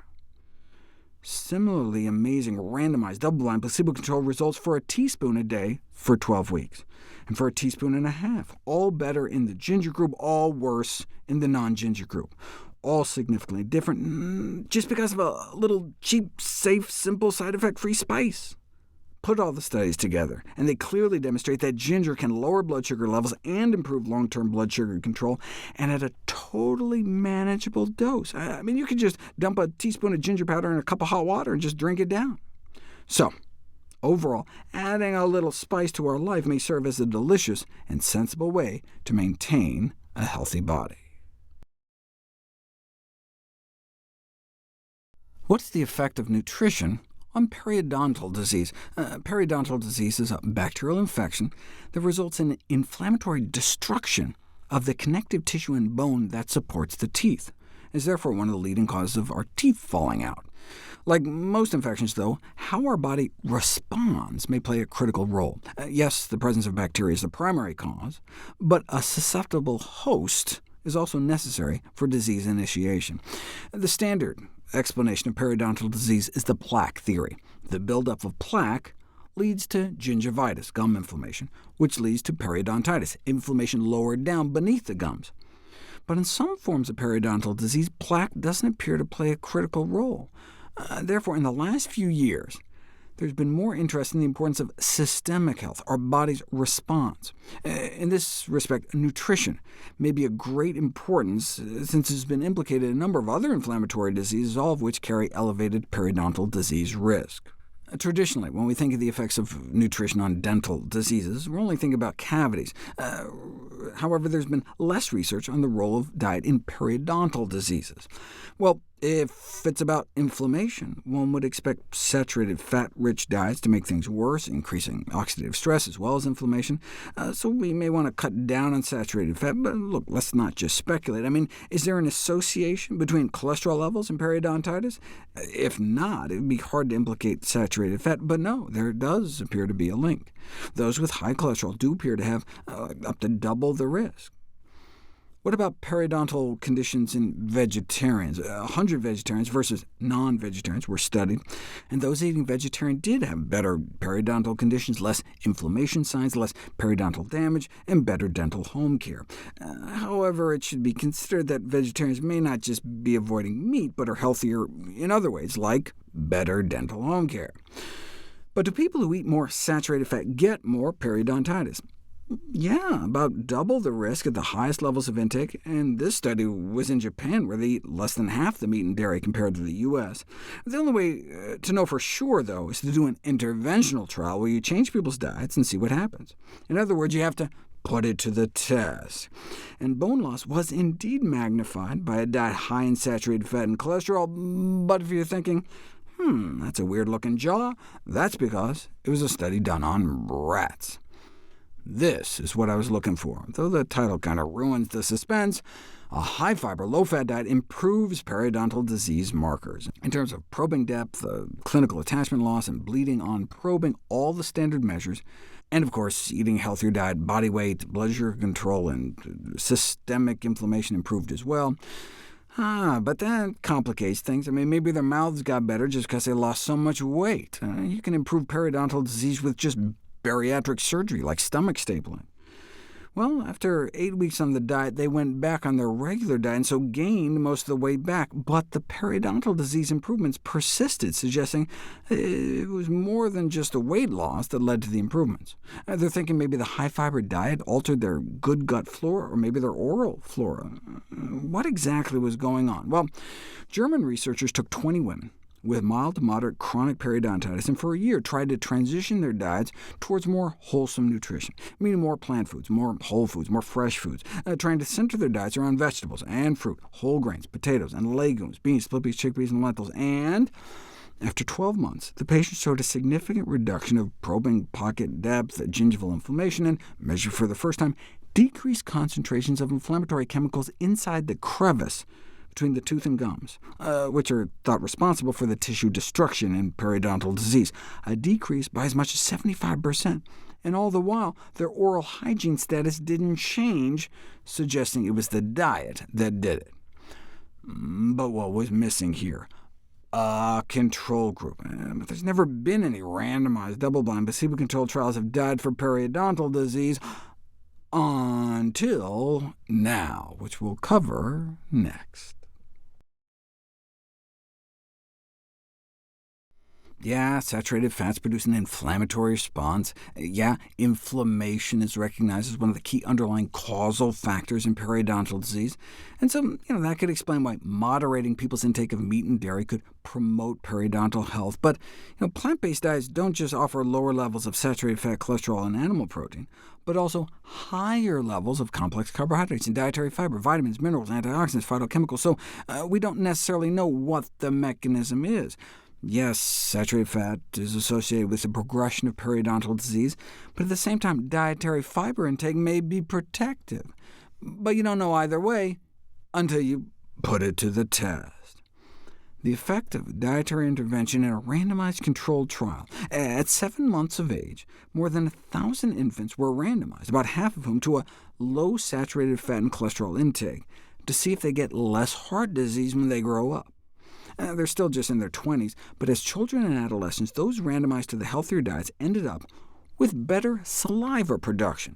They had them chew on like wax cubes, and those randomized since infancy to the better diet produced more saliva. And saliva is essential for the maintenance of oral health, for example, clearing out sugar and acid faster off the teeth.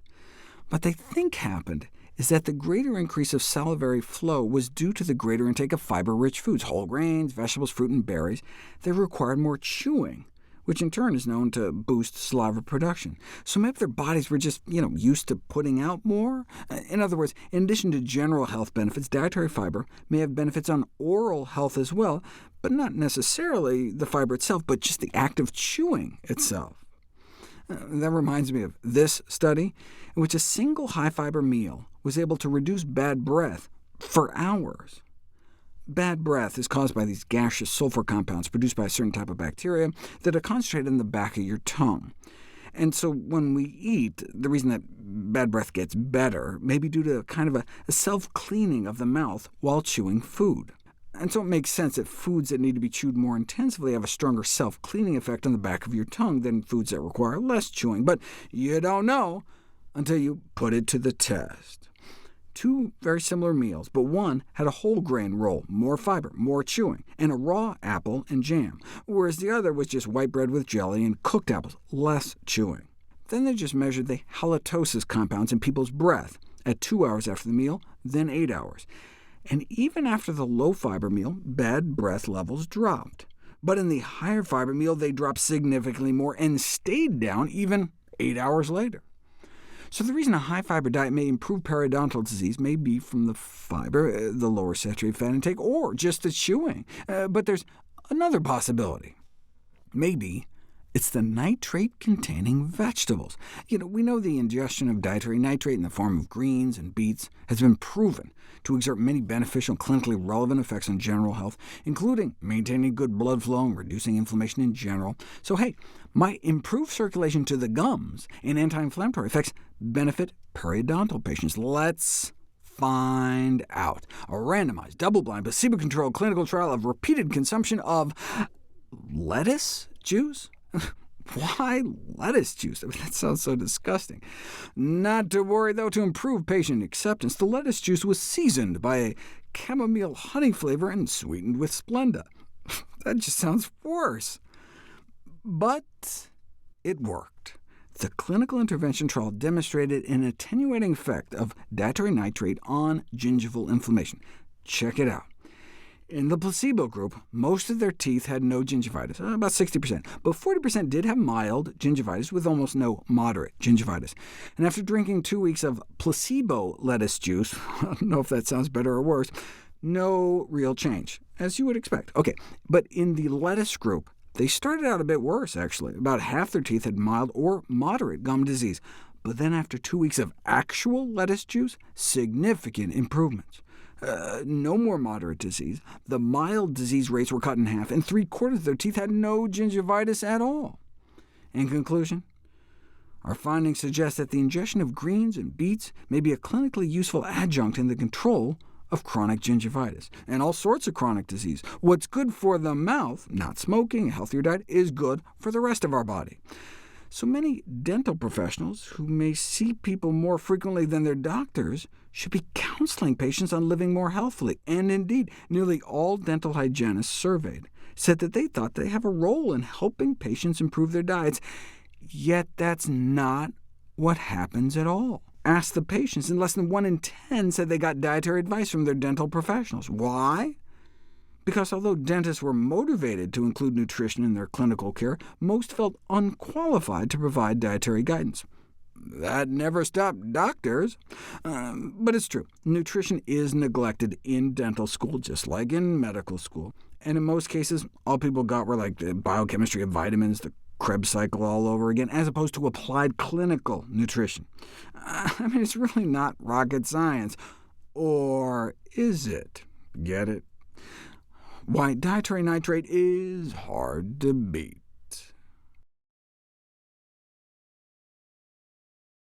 I've made videos on how not to die from heart disease, how not to die from cancer, how not to die from other deadly diseases like diabetes, but some of the most popular videos on the site are like, the best way to cook sweet potatoes. All right, then. What's the best way to cook bell peppers? Here's the antioxidant power of raw green peppers and red peppers, and microwaving or stir-frying doesn't seem to do much, though with boiling there's a drop. But then if you measure the antioxidant activity of the leftover boiling water, the antioxidants weren't destroyed, but just leached out into the cooking water. So the researchers' conclusion is that it's vital to consume the water used for boiling, in addition to the peppers, as bioactive compounds will be left over in the water. But that's not the takeaway I get from this study. Drink the water or not, red peppers have nearly twice the antioxidant power of green, no matter what you do. So while both peppers are, by definition, green light foods, the red peppers, ironically, are even greener. What about mushrooms? Probably best not to eat them raw, but what's the best way to cook them? Since cooking techniques clearly influence the nutritional attributes of mushrooms, the proper selection of cooking method may be a key factor to prevent or reduce nutritional losses, and microwaving and grilling were established as the best processes to maintain the nutritional profile of mushrooms. For example, a significant decrease was detected in the antioxidant activity of mushrooms, especially after boiling and frying, while grilled and microwave mushrooms reached, in some cases, higher antioxidant activity. Boiling had a similar negative impact on the antioxidant power of cauliflower, which serves as just kind of a rough proxy for how many phytonutrients of potential benefit we might be losing. Blanching was better, where the cauliflower here was dunked into boiling water for 3 minutes and then run under cold water to stop it from cooking. I'd never heard of steam blanching, but same idea.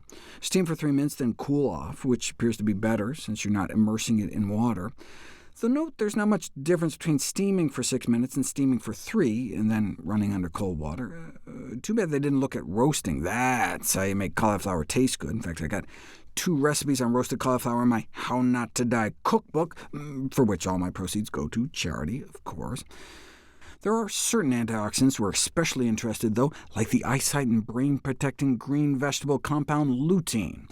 Here's the back of the eyeball. What lutein does is protect those sensitive light-sensing nerves by blocking the high-energy blue light rays, which helps us see better, and may help us think better, too. So researchers looked into the effects of 4 different cooking methods on lutein concentrations. The first thing you'll notice is that broccoli has like 50 times more than cauliflower. Not a surprise, since lutein is a plant pigment and cauliflower is too white. Here it is graphically so you can appreciate the difference. Then they compared boiling, steaming, microwaving, and sous vide cooking, which is like a fancy name for boiling in a plastic bag. And boiling actually made lutein levels go up. How is that possible? Heat can actually disrupt the cell walls and all the little subcellular compartments that can enhance the release of antioxidant compounds. Sous vide was similar, microwaving detrimental, at least for the broccoli, and steaming the superstar, nearly doubling lutein levels. Heat isn't the only way to liberate lutein from greens, though. If you finely chop spinach, you can double the amount of lutein released during digestion in this experimental model, and make a green smoothie, or pesto, or some kind of pureed spinach dish, and you may triple the bioavailability. But you have to watch the heat. Steaming or boiling is one thing, but super high heat, like stir-frying, can reduce lutein levels to nearly nothing. Frying is also bad for the purple pigments in blue potatoes. Even air frying, they just seem sensitive to extremely high heat. These special antioxidant plant pigments appear to be sensitive to really high temperatures, so we should try to avoid frying, especially deep frying. That was one of the conclusions of an expert panel on cooking methods: avoid deep frying foods. Not only the nutrient losses, but all the added oil, not to mention the production of some toxic compounds at those temperatures. So that continues to be a challenge to the food industry. What's their solution? Forget deep fat frying. Let's try frying in pure molten sugar. It's like the Snackwell cookie phenomenon taken to its logical conclusion. Oh, you want low fat? We'll fry in sugar.